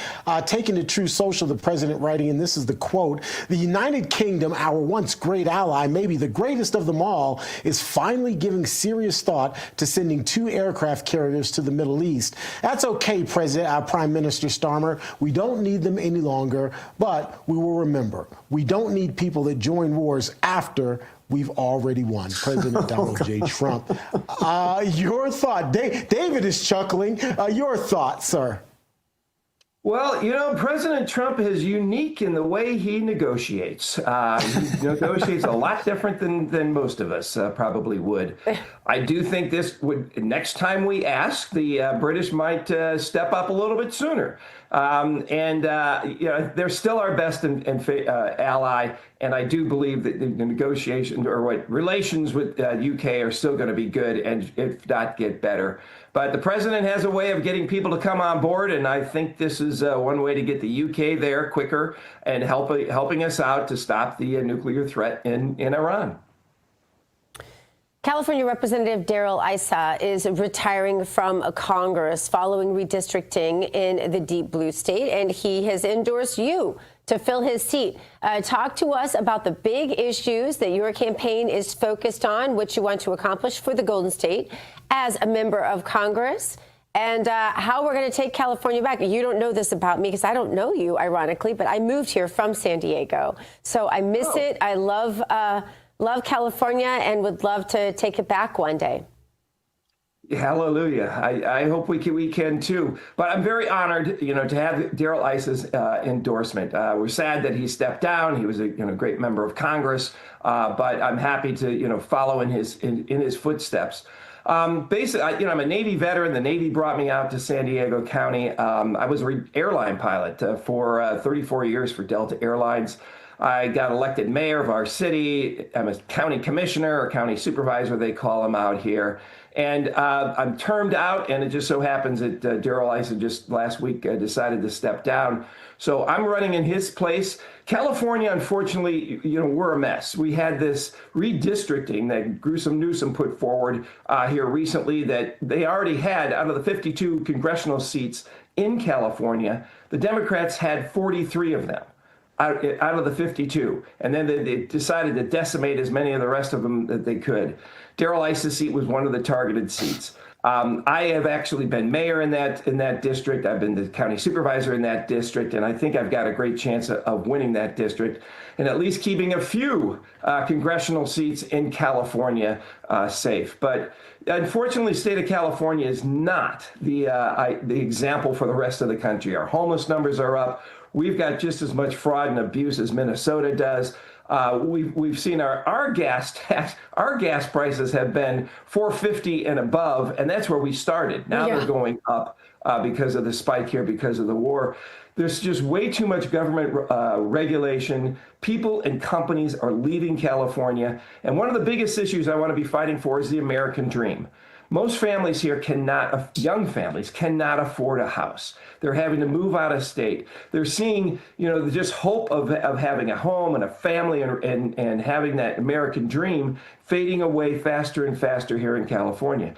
This is why people like Mondami get elected, because this next generation is not seeing the hope of fulfilling that American dream here in the country. And so we as Republicans, we've got to fix that. We've got to make sure that we make that American dream a reality again. We got to cut regulations. We got to cut taxes. We got to make it so that the next generation has opportunities and they can feel those and see those opportunities instead of just shaking their heads and saying, oh, I'm not going to make it. We've got to bring those types of things back, and I want to do that here in California. Jim Desmond, thanks for being here. Thanks for getting up early. Go take a nap. We approve of naps. That's here. right. It's super early there. I used to have to do that for TV too, Jim. We appreciate you. Worth it. Thanks so much. All the best. Yeah. All right. Let's talk Medicare. Oh, what a transition from naps to Medicare. Because a lot of folks aren't getting the full story. Most Medicare agents push Medicare Advantage plans, even when they're not right for you. Why is that? Well, because that's where the money is for them. Seniors are paying the price. That's the problem. And that's what makes Chapter different. They're going to walk you through original Medicare, Medigap, Medicare Advantage, and Part D with the pros and the cons all laid out so you can make the right call for your health needs. Donna, who once again to confirm does not have a last name, said her Chapter advisor walked her through every option and explained everything in a way she could actually understand. Plus, they saved her thousands of dollars. All right, if you're on Medicare or will be soon, here's what you do. You call 843-MED-HELP to learn about enrollment options and find ways to save. It is free. Hello, ding, ding, ding. It's quick, and they can review your options in under 20 minutes. Most people wish they had called sooner. That is Chapter. All right, coming up, new controversy surrounding the wife of New York City Mayor Zohran Mamdani, after a report claims that she liked social media posts that called allegations of sexual violence during the October 7th Hamas attacks a mass rape hoax. That's next.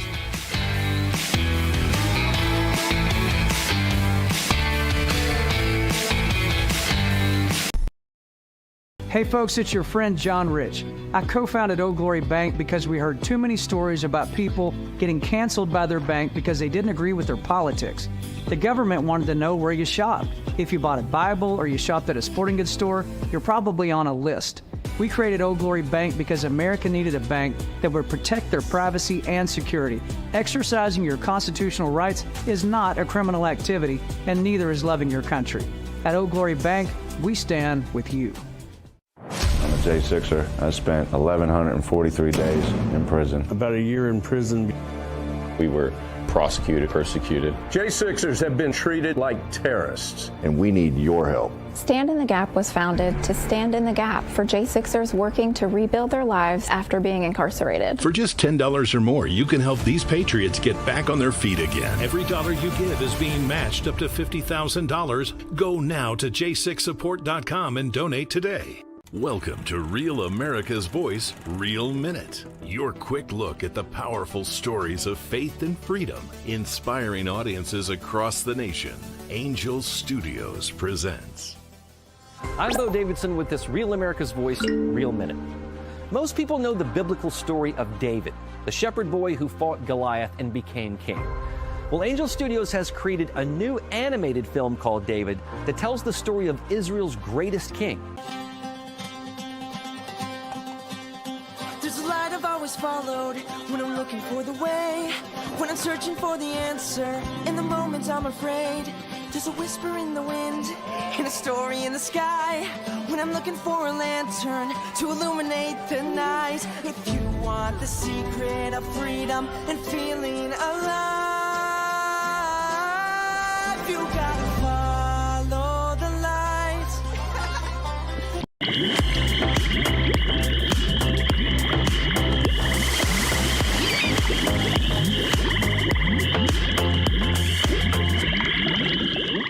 Welcome back, everybody, to American Sunrise. I'm David Brody. Time now to drain the swamp. I am the swamp creature that's going to do the draining this morning. Oh, hello, that's my toilet. This morning, we're flushing Zohran Mamdani and his wife. A new report reveals Rama Douaji, the wife of New York City Mayor Zohran Mamdani, say all that 5 times fast. She liked social media posts that dismissed allegations of sexual violence during the October 7th Hamas terror attack as a mass rape hoax. She actually liked it. Douaji also liked posts praising what they called resistance against Israel and promoting anti-Israel protests. City Hall claims the mayor has been clear. Hamas is a terrorist organization, and October 7th was a war crime. But the social media activity is now raising new questions about the people closest to one of the most powerful political figures in the country. Like, color me shocked. I'm not. We want to know what you think. Let us know on Rumble or Get or hop on. Let your voice be heard. All right, coming up, we're heading to Wall Street for the opening bell and insight into how to hold on to your hard-earned dollars with some common sense. What will oil do today? What will the price of oil look like? More in 2 minutes. Get ready, America. March 25th through 28th. CPAC USA 2026 takes over the Lone Star State.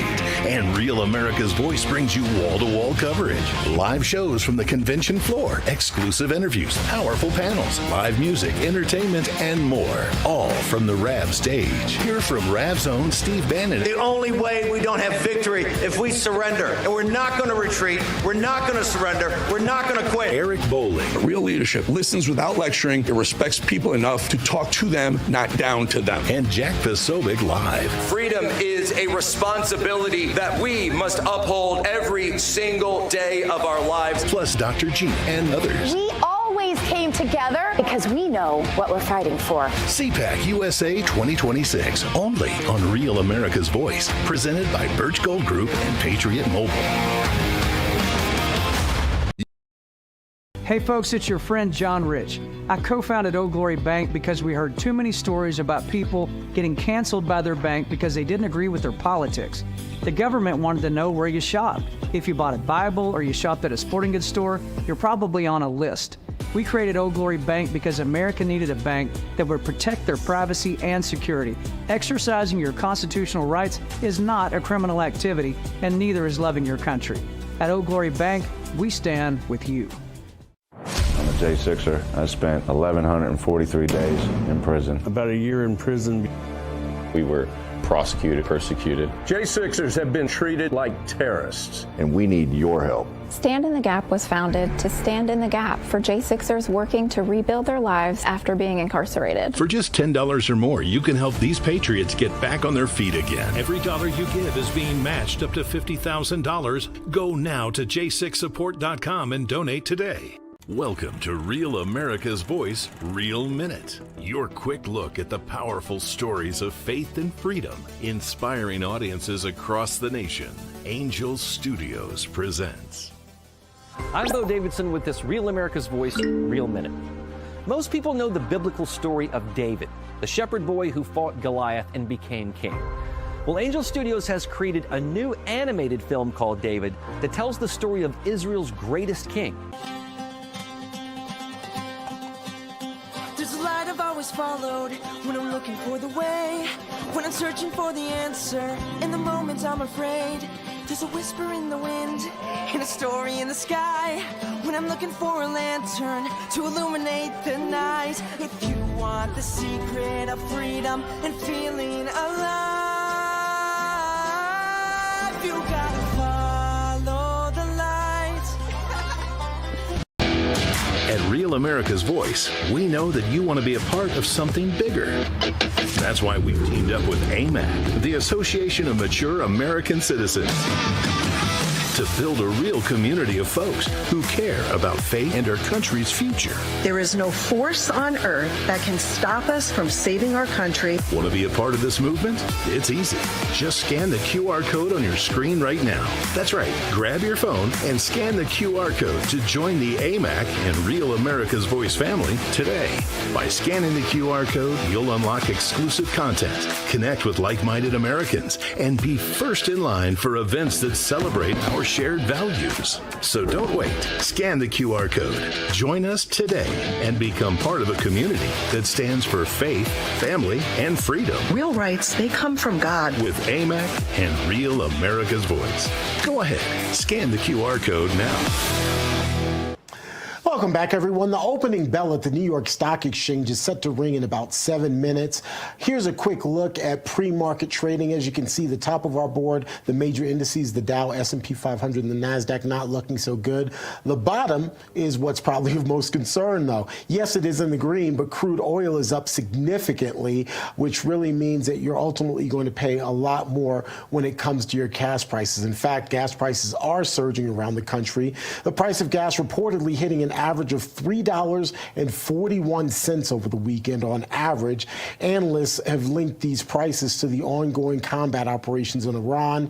We'll, of course, continue to monitor all of this throughout the day. In fact, we're also just learning this morning that a barrel of oil is over $100 a barrel for the first time since about 2022. So we'll continue to monitor all of that for you throughout the day. But as we wait for the opening bell at the New York Stock Exchange, here's RAF correspondent Bo Davidson speaking with Julio Gonzalez about what you need to know about this upcoming tax season.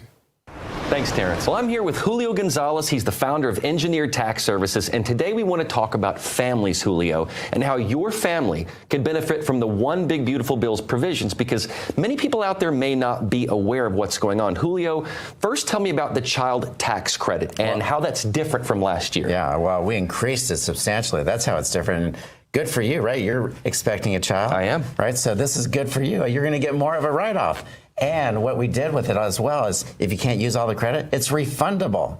Money back to you in a real check. So big increases in that. This tax bill was all about families first, America first, businesses first here in America, and job well done by President Trump. And they even changed the name up to include the word families, which I thought was really incredible as well, to know that families are completely targeted in this and can benefit from it.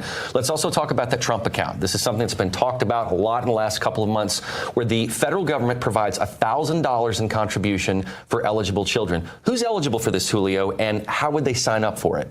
Yeah, isn't this great? Yeah. A free $1,000 to have a child. This is more good for news for you. That's great. And your wife, right? That's right. I mean, that's amazing. So listen, has to be a U.S. citizen, right? Yep. And born in the last 2 years and going forward. Now, we're going to match, we're going to put $1,000 going to come right from the government into that account. And you talked about what an amazing benefit this is. Oh, yeah. A free $1,000.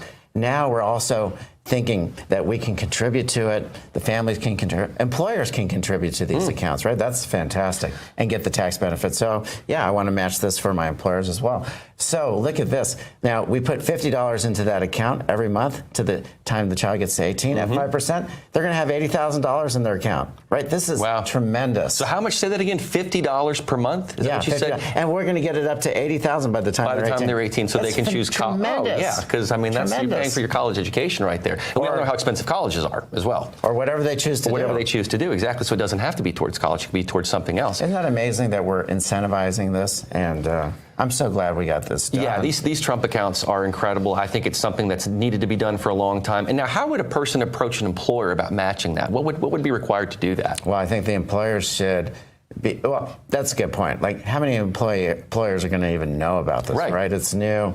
But this is right. We're sharing this information, this platform to create more employers, making them aware of it. But it's a no-brainer to, like, as CEOs of companies, we just have to be good stewards. And we have to reward our employees and reward their families. And this is one of the easiest ways to do it. And we get a tax benefit for doing it. So why not? That's win-win for everybody. Julio, also understand if you have adopted a child that up to $5,000 of the credit can be refundable for the 2025 tax year. Tell me more about that. Oh, my God. And up to $16,000, right? So that's fantastic. And $5,000 refundable. We know that families going through adoption, that's an expensive, arduous process. And we want to reward that activity, right? We talked about this. The tax code is set to reward certain activities. Right. And we want that in our country. We want people to invest in adoption, but not have to come out of pocket millions of dollars to do it, right? So let's help them with these child adoption credits and make it refundable so they have some money back in their pockets. We want to reward great behavior. I think that's one of the key things we just got done. So it sounds like, Julio, it's a win-win from everybody, from the family, from the employer, to the kid themselves, who can now have all this money accessible to them by age 18. This one big, beautiful bill really did some amazing things. Well, Julio, for families that are out there who want to know more about everything you just said in this brief 5 minutes, where can they go to get more of these tax tips from you? Yeah, text ETS to 26786, and we do daily tax tips for the hardworking American, for the MAGA crowd there. And I'm so proud to be on this platform to share that news because it's so vital, right? We don't take advantage of grants. We don't take advantage of these tax credits for our families. And so any information we can share on that, creating that awareness, creating that education, creating that literacy, I think that's vitally important. And for those of you out there that don't know, too, and I'll just say this about my buddy Julio, he's been given so many awards lately for his generosity, for his hospitality, for the things that he's doing even in the Hispanic community. Got an award at the Hispanic Prosperity Gala. Just some really wonderful things that Julio is doing. It comes from his heart. This is just a wonderful man. He's not looking to make a buck. He's actually looking to put money back in your pocket. So I think we need to recognize that Julio and what his team are generous people who want to see you and your family succeed. So Julio, thank you so much for all that you do. Thanks for saying all that. I Absolutely. appreciate it. Thanks, Julio. Back to you, Terrance. Thank you, sir. We're now getting ready for the opening bell at the New York Stock Exchange. It's sponsored by AMAC. The Association of Mature American Citizens is the conservative voice for Americans 50 and older. AMAC is fighting for the values that you hold dear. Join today. Together, we can write the course of America. We're now just moments away from the opening bell at the New York Stock Exchange. It is set to ring here in just a little bit. As we showed you earlier, pre-market trading was not looking so hot on the major indices, the Dow, S&P 500, and the NASDAQ. Hopefully, the opening bell will bring about a little bit better fortunes for those of you who are going to be investing. As you can hear, the applause is underway, which means the bell is just moments away from ringing. And then we'll get a real-time view of how the markets are looking. Let's take this full screen. As you can see on the right side of your screen there, America 250, celebrating 250 years of America's founding here. All right, there you have it, ladies and gentlemen. The markets are now officially open. There's a scurry on the floor of the New York Stock Exchange as those first trades are getting in. The Dow, S&P 500, and the NASDAQ all still in the red right now. VIX is in the green. And at the very bottom, crude oil is up. It's up over $100 a barrel for the first time since 2022. That means that gas prices are also up significantly. We're hearing on average, you're paying about $3.41 a gallon from coast to coast, and a lot of that is attributed to the ongoing operations there in Iran. We'll, of course, continue to monitor all of this for you throughout the day. Still to come here on American Sunrise, though, a growing number of Americans say they are open to socialism, but a majority still say it would be a mistake. We'll talk about it and what's driving this trend. That's next. When it's breaking, we're moving. Breaking news. Breaking news. News doesn't sleep. At Real America's Voice, we don't get to crash or lose focus. That's why we drink Soldier Fuel and take Go Pills to stay ahead of the chaos, because we do this for you. Go Pills and Soldier Fuel locked in. Go Pills are packed with neurotransmitter support. Soldier Fuel has no sugar, so no crash. Now that's a game changer. Mic on, lights up. Soldier Fuel keeps me dialed right in. Both are used by the U.S. military every day. Built by Patriots for Patriots. And they're now available to you. This is huge. Scan the QR codes below and order your supply today. Hear that pop? So good. Go to buysoldierfuel.com or search on Amazon. This is performance fuel. Clean energy, sharp mind. That's how we do it at RAV. Visit buygopills.com and get 15% off automatically. Go Pills and Soldier Fuel. Let's go. Welcome to Real America's Voice, Real Minute. Your quick look at the powerful stories of faith and freedom, inspiring audiences across the nation. Angel Studios presents. I'm Bo Davidson with your Real America's Voice, Real Minute. Did you ever wonder what truly happened in the COVID-19 pandemic and whether Anthony Fauci would ever be held accountable? I think we all have. Filmmaker Jenner First has an upcoming documentary that searches for truth, transparency, and accountability called Thank You, Dr. Fauci. Governments lie. Anthony Fauci put everyone on the planet at risk without their consent. It's beyond suspicious. Research caused a pandemic, killed 20 million, and cost $25 trillion. Fauci would prefer a lie. Public trust, national health, and global security are at stake as this documentary digs through thousands of pages of documents and interviews with former officials and whistleblowers in the most controversial narrative of our time that may also be one of the largest cover-ups in modern public health history. There was a cover-up. Why would we trade the Chinese the most advanced biotechnology in the world? He's a spy. It's insane. I don't think this is going to be foolproof. Things are going to slip through. Fauci knew and lied repeatedly. Rather than being a partisan hit piece, Thank You, Dr. Fauci is an honest look at the origins of COVID-19 and a potential bioarms race with China. It streams exclusively on Angel Studios app and site starting on October 23rd. And all you need to do is go to angel.com/RAV to stream it. So be ready to watch, question, and share as the quest for truth and accountability continues.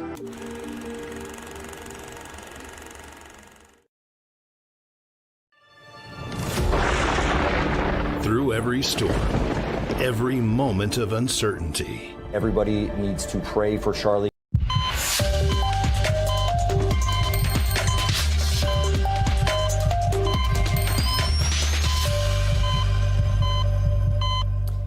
All right, welcome back to American Sunrise. I'm Dr. G. Thanks for joining us this morning. We invite you to head on into our conversations over on YouTube, Getter, and Rumble. It is time now to take the political pulse of America. Here's the beat today. A number of polls showing a number of Americans are signaling support for ditching free market capitalism and embracing socialism. One poll from Fox News shows an alarming 38% of respondents believe shifting to socialism would be a good thing for the country. Oh my gosh. More than double of those who said the same over just a decade ago. Well, Rasmussen poll shows 25% of likely voters saying they prefer socialism to capitalism, but a clear majority of Americans still say moving towards socialism would be a mistake, you think? But that number is slowly dwindling. So what is driving the rise in support for socialist ideas, and what could it mean for the future of the United States economy and the world, frankly? Here to discuss, let's bring in David Brody and Terrance Bates. This is the problem with not teaching history in our classes, because socialism is a failed experiment. We know this from history. It fails every single time, Terrance. But when kids don't know that, they have nothing to base it on. Like, oh, this sounds so good because then everybody's equal and everybody gets all the same stuff and ooh, gushy, gushy. It sounds so good, but it's so bad, Terrance. So many things that sound good in theory don't work in practice. Right. In practice, that's not at all what typically happens. But I suspect that part of the reason for this is desperation. Part of the reason we're seeing the trend. And I think it's important to point out the majority still don't see socialism as the answer. There's just a small growing minority that sees it as a potential option. And a lot of that comes from desperation. And David, the reality for many Americans is that even though all of the indicators are showing, the numbers and everything are showing that the economy is going much better, people aren't necessarily feeling it. And that feeling for many people is reality. Perception is reality. And so they're resorting, or at least trying to consider other alternatives out of desperation. It's not going to work. And again, while perception may be reality, just considering it something out, it's just not going to work for many people. And I suspect if instituted, they would push back against it, David. Look, it's a small, growing minority. Your words, right, T. Bates, and what you're quoting regarding the poll. No, but that's the problem. Growing, right? It's small and it's growing, and it was a lot less 5 years ago, and now it's larger, and it's especially among the Gen Z folks out there. So it's important that this is a generational battle. Clearly. Yeah. So that's my point, is that if you look inside the Gen Z numbers, it's even higher. It's still a minority, but it's even higher. Let me just say this. This is what I used to tell my kids about socialism, okay? I would say, listen, you've got an A. You worked really hard. You know that you've probably heard this before, right? I mean, you get an A all year long because you've worked really hard. Johnny, here in the same class, was mailing it in and got an F. So at the end of the year, we're going to give you both C's. Yeah. And they go, yeah, no, I don't like that. Welcome to socialism. Yeah. If you don't like it, that's the deal. You get an A for working hard. Johnny gets an F for not working hard, but you're both going to get C's. Folks, that's socialism in a nutshell. But David, I want to challenge my good friend Terrance Bates here. He said it's out of desperation. Okay, can we be honest about something for a minute? We don't have desperation in American culture. We really don't. And I'm not saying there aren't people that live paycheck to paycheck. I've done it. Look, with 5 kids, and I had a husband in a legislature that was making $26,000 a year for years. That's how we lived. It was hand to mouth. It was month to month. It was having to ask our church and friends sometimes to help us. So I don't need lectures there. I've lived it. But at the same time, you compare that to the kids eating bugs in third world countries. We don't know despair. And largely, you look at, I was watching this weekend, they were doing a story on CBS, the morning show there. I like to watch that on Sunday mornings, even though it's a liberal cesspool, but I still like watching it. And they were showing all of this woman, and that she was talking about how poor she was and how she sometimes has to skip dinner. She was overweight, and all of her children were overweight. I'm sorry, can we just be honest about this? We don't have starving people in this country unless they're not applying for their benefits, or they're living on the streets, or they're addicted to drugs. I realize there are other problems, and that we have some really severe problems. Our veterans on the streets is a big one. But I'm saying we aren't really in despair to the degree that people should be turning to socialism. I believe the problem, Terrance, is entitlement. I believe the problem is that we have raised up a whole generation of children who think they should have what everybody else has. Somebody has a jet, they should have it, even if they haven't worked for it yet. That's my... Yeah. I hear you, and you make a point, but I think that, again, perception is that they are desperate. Now, you can compare someone to, a rural village in Kenya, but if that's never really been your your life, if that's not what you know, but you do know, and I'm not going to even say prosperity, but you know having, and now you don't have what you used to have, then there may be a sense of desperation. Whether it truly is or not, whether you may see it as desperation, for a person in that situation, I would argue it is desperation, and so that's leading to them considering alternatives. That's just my perspective. Not saying it's right, but that's my perspective. Go ahead. Guess what? Another vamp opportunities probably sometime in another show coming up soon. All right, but we got to move on. Turning now to our ongoing combat operations in Iran, not war. President Trump over the weekend championed efforts by U.S. and Israeli forces, noting the destruction of Tehran's Navy and air capabilities. He's also demanding what remains of the country's leadership to offer their unconditional surrender. Take a look. Can you give us an idea of what unconditional surrender looks like to you? I mean, what do you want from Iran? I said unconditional, not conditional. I said unconditional. It's where they cry uncle, or when they can't fight any longer, there's nobody around to cry uncle. That could happen too, because we've wiped out their leadership numerous times already. So it's if they surrender, or if there is nobody around to surrender, but they're rendered useless in terms of military. All right, joining us now with reaction is former Army Ranger and Director for the American Military Project at the Claremont Institute. That will be Will Thibodeau. Will, good morning to you. I like his old-time phrase, "cry uncle." I remember saying "cry uncle" in the parking lot, if you will. Tell us, Will, what do you make of where this war is going, and how successful it's been, and what needs to happen next? Well, David, I think everyone realizes this is a really significant, like you said, combat operation. It is not an instance like Venezuela, the raid into Venezuela to get Nicolas Maduro. This is going to be something that continues for a number of weeks. Now, I think what's interesting is we're at a turning point in many ways, where Israel may be starting to pick up more of the sustained combat operations, conducting strikes against Iran and, rebalancing some of the effort as it relates to just how core this war is to Israeli interests. The United States obviously will stay in the fight, enabling role, intelligence support, precision strikes that really cut to the heart of Iran's military capabilities and their ability to project power. Of course, we saw just in the last 12 hours the announcement of a new supreme leader, the old Ayatollah's son, who has, frankly, plenty of reason to continue this fight. I think the real question remains, is Iran's lull in the intensity of their attacks throughout the region, of a reality of the fact that they're running out of missiles, running out of drones, or could it be a more deliberate and strategic shift to a more sustained nature of this conflict, where they, as some think and some reports indicate, are saving some of their more sophisticated ballistic missiles for when they could hurt the United States and Israel the most. So, the president is signaling, I think what is welcome is that he's going to do what's required to get the mission done. And that's something you don't hear from a president often, and that's, I think, why people often, feign surprise and supposedly righteous indignation at comments like that. But I think we should all acknowledge that this is not going to end tomorrow. This is not going to end, even by the end of the week. It's going to continue until the mission is over.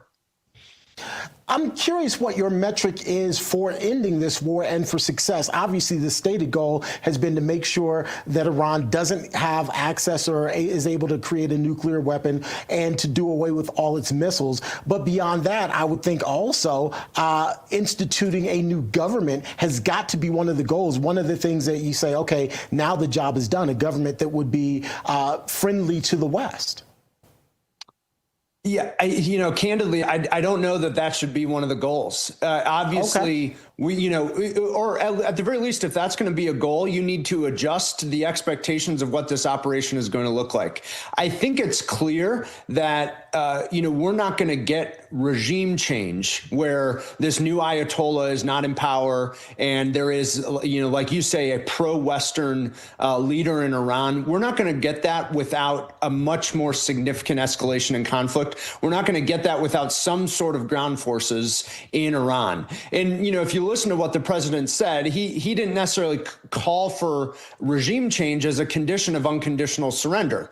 He wants the current leadership in Iran to cry uncle. He wants the leadership to be willing to say that we will accede to the demands of the United States. Those demands, and I think this gets to the heart of your question, these demands include the absolute limit on any ability to project power throughout the region. That means Navy, Air Force, ballistic missile and drone capabilities, and I imagine a significant reorientation of the economic balance within the Middle East. That's a lot there, but the messaging that I've noticed coming out of the administration is they're not necessarily expecting a whole new government in power, because I think, as everyone realizes, that's not something you can do via airstrikes. But what we will expect is that the government who is in charge, the new Ayatollah, if they want to seek a diplomatic solution to this war, if they want to ever stay in power, they need to give up a lot that wouldn't have been conceivable before the war started.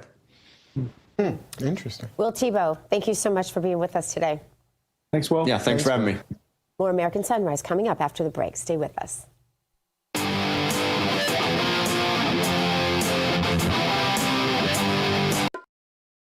Welcome to Real America's Voice, Real Minute. Your quick look at the powerful stories of faith and freedom, inspiring audiences across the nation. Angel Studios presents. I'm Bo Davidson with your Real America's Voice, Real Minute. Did you ever wonder what truly happened in the COVID-19 pandemic and whether Anthony Fauci would ever be held accountable? I think we all have. Filmmaker Jenner First has an upcoming documentary that searches for truth, transparency, and accountability called Thank You, Dr. Fauci. Governments lie. Anthony Fauci put everyone on the planet at risk without their consent. It's beyond suspicious. Research caused a pandemic, killed 20 million, and cost $25 trillion. Fauci would prefer a lie. Public trust, national health, and global security are at stake as this documentary digs through thousands of pages of documents and interviews with former officials and whistleblowers in the most controversial narrative of our time that may also be one of the largest cover-ups in modern public health history. There was a cover. Why would he trade the Chinese the most advanced biotechnology in the world? He's a spy. It's insane. I don't think this is going to be foolproof. Things are going to slip through. Fauci knew and lied repeatedly. Rather than being a partisan hit piece, Thank You, Dr. Fauci is an honest look at the origins of COVID-19 and a potential bioarms race with China. It streams exclusively on Angel Studios app and site starting on October 23rd. And all you need to do is go to angel.com/Rav to stream it. So be ready to watch, question, and share as the quest for truth and accountability continues.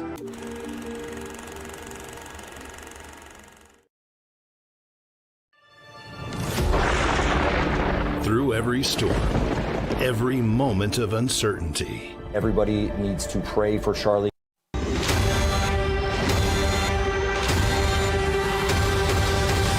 Let's spill some tea. Let's Spill Some Tea is sponsored by Artillery Tea Company. It's a veteran-owned patriotic tea brand that delivers premium whole leaf tea in biodegradable sachets that brew twice as strong. All right, Patriots, if you love great tea on your terms, check out the Patriots Brew Club for automatic shipments that you control. You can cancel or you can swap flavors at any time with no commitment. You'll also get free shipping on every order. You'll get tier discounts up to 20% and free milestone rewards along the way. Brew strong, stay patriotic, and head on over to artillerytco.com right now and click Join the Patriots Brew Club in order to get started. Again, the promo code TRY-NOW, you can use that for an extra 10% off. Try them all, or off the Try Them sample pack there. All right, let's get into what's up today, and that would be Artillery Tea Company's very own co-founder there, Mike Britton. Mike, good morning to you. Morning, Terrance. All right, so talk about this brew club. I hear through a birdie that this has been pretty successful and that you've gotten some good traction there.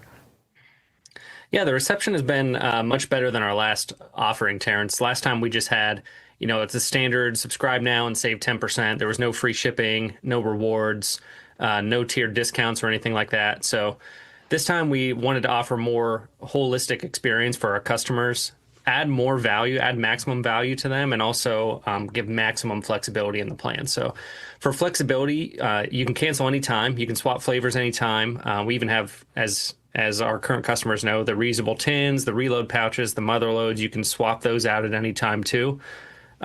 We also offer delivery every month, every 2 months, or every 3 months. So maximum flexibility there to fit all budget options and all, tea drinking habit options as well. And so on top of that, though, we're going to give free shipping on every single club order, regardless of how many items you subscribe to. And then the tier discounts comes into play with the quantity. So if you have one item in your subscription, there's a 0% discount, still get free shipping. 2 items is 10%, 3 items is 15%, 4+ items would be 20% off. And so we wanted to offer maximum value, maximum discounts, and something sustainable for the company as well. Apologize for interrupting you, but as you were talking, I was thinking, all right, so we've got all these flavors that we can choose from, particularly to sample. Give me 2 or 3 that you would encourage people to maybe start with, or what are the 2 or 3 most popular that people can kind of wet their palate, for lack of a better word, with? Sure, yeah, I'll give you one of each. So we offer black tea, green tea, and herbal teas right now. Our most popular blend overall is the Morning Moab Black Tea. It's a combination of 3 different kinds of organic black tea. Another feature of that blend is it's meant to be more of a coffee replacement. And so usually we put 2 grams of tea in 1 tea bag. But for Morning Moab, we put 3 grams in. So you're getting more tea, more caffeine, still not quite as much as coffee, but it also stays in your system longer than the caffeine from coffee does. So I'd recommend the black tea for Morning Moab. And for green tea, our most popular is the Gadsden Green there. Peach apricot green tea. Ironically, these are the 2 first blends we ever created when we first launched the company, and they still remain our most popular today. And then for the herbal option, we have something called Raptor Raz, which is a raspberry rooibos tea. That one is caffeine free. It's more for stress management and hydration at the same time. It has like some ashwagandha in there, red rooibos, and some hibiscus. So those are the 3 I would recommend to get started with. Absolutely. That sounds very cool. Ashwagandha, like it sounds medicinal, which I guess basically it is. So that's obviously a benefit. All right, talk about some of the special offers. I think Try Now, is that a promo code that's going right now? Yeah, we're doing Try Now for an extra 10% off the Try Them All sample pack. In that product, you get a sample pack which contains 3 sachets for 6 cups of tea for all 9 of our different flavors. The only flavor not included in there is the decaf Morning Moab and the pumpkin payload, since that one's seasonal. But normally that is 12% off, and for a limited time, we're going to offer an extra 10% off of that bundle. All right, very good. Once again, the website, artillerytco.com. Do you go CO or do you just say Artillery Tea Co? How do you call it? I always say Artillery Tea CO, even though it's one word. What do you call it? I just go Co. But, maybe some people could take that as KO or something like that. So, yeah, CO is good. All right. Like, I've been meaning to ask you that for like 6 months. I'm like, okay, should I say CO? Like, that's how it makes sense to me. Anyway, Mike, sometimes I just have these random thoughts that come out. Good to see you, my friend. All right. Thank you, sir. Thank you. All right, folks, coming up, our very own Dr. Gina is standing by with the top story that she's keeping her eye on today. The one to watch is next.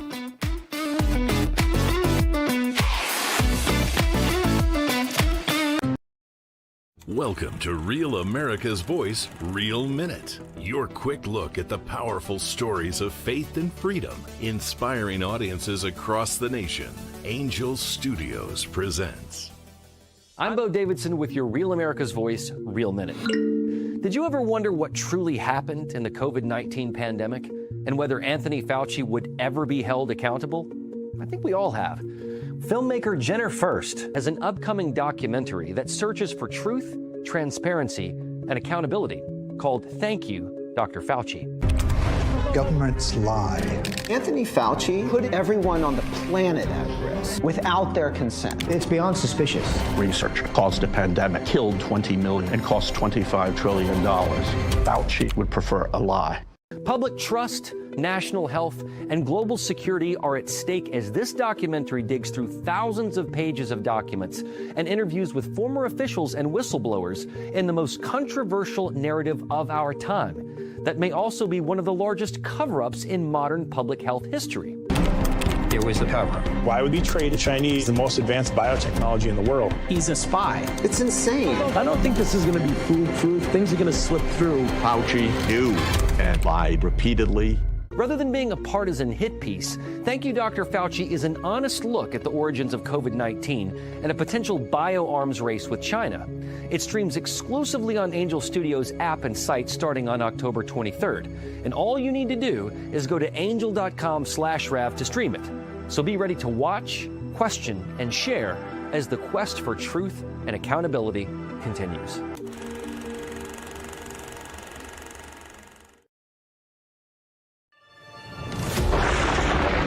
Through every storm, every moment of uncertainty. Everybody needs to pray for Charlie.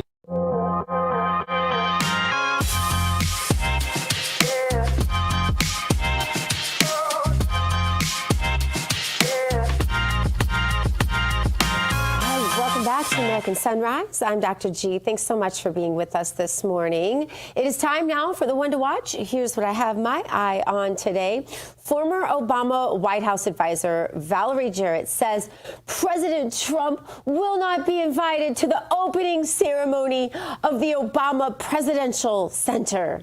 The center is set to open in Chicago in June with a 4-day celebration honoring supporters, volunteers, and idiots. No, sorry. No, that's not what that's not in the prompter. Organizers are calling this the Hopi Changey movement that powered Barack Obama's presidency. I made that part up too. I'm sorry, I can't behave this morning, guys. It's just very Monday. But Jarrett says the ceremony will be reserved for those who were part of Obama's political journey, making clear that Trump didn't make the cut. This follows reports that taxpayers in Chicago would be footing hundreds of millions of dollars in hidden costs to fund this center, despite the former president promising it would be a gift for the city. David, this is so ugly. First of all, isn't it supposed to be called a presidential library? Secondly, why does it look exactly like a dumpster? And thirdly, does he honestly think President Trump would show up at some place that ugly? Have you seen the buildings that President Trump buys? Yeah. Well, first of all, Trump has got to be devastated that he can't attend, right. Number one. Number two, it's kind of apropos that it looks like a dumpster because Obama's years were a dumpster fire. It's perfect. So maybe they're going for that, that similarity. It looks a little bit like a salt shaker to me, or a pepper shaker, or whatever, one of those things. David, it looks like a trash can. Yeah, it does look like a trash. I was trying to be diplomatic and nice, but I guess, never mind. I'll just trash it. No, I don't know. You're right. Look, here's the thing. This thing has cost $850 million. It was supposed to come in at $350 million. It's $500 million over budget. For that reason alone, Trump wouldn't want to attend, saying, what a bunch of losers. They can't put this thing together for under budget and on time. Yeah. This was supposed to go up. Remember, guys, as you know, it's 2026. Obama's been gone for 10 years. This was supposed to be up 5 years ago. The taxpayers are on the hook for this, by the way, for $224 million. And that's all I have to say. And yes, it looks like a trash can, dumpster thing, whatever. Yeah, I doubt quite seriously that President Trump is regretting not being invited. I'm sure he wouldn't want to go anyway. As a Chicagoan, unfortunately, many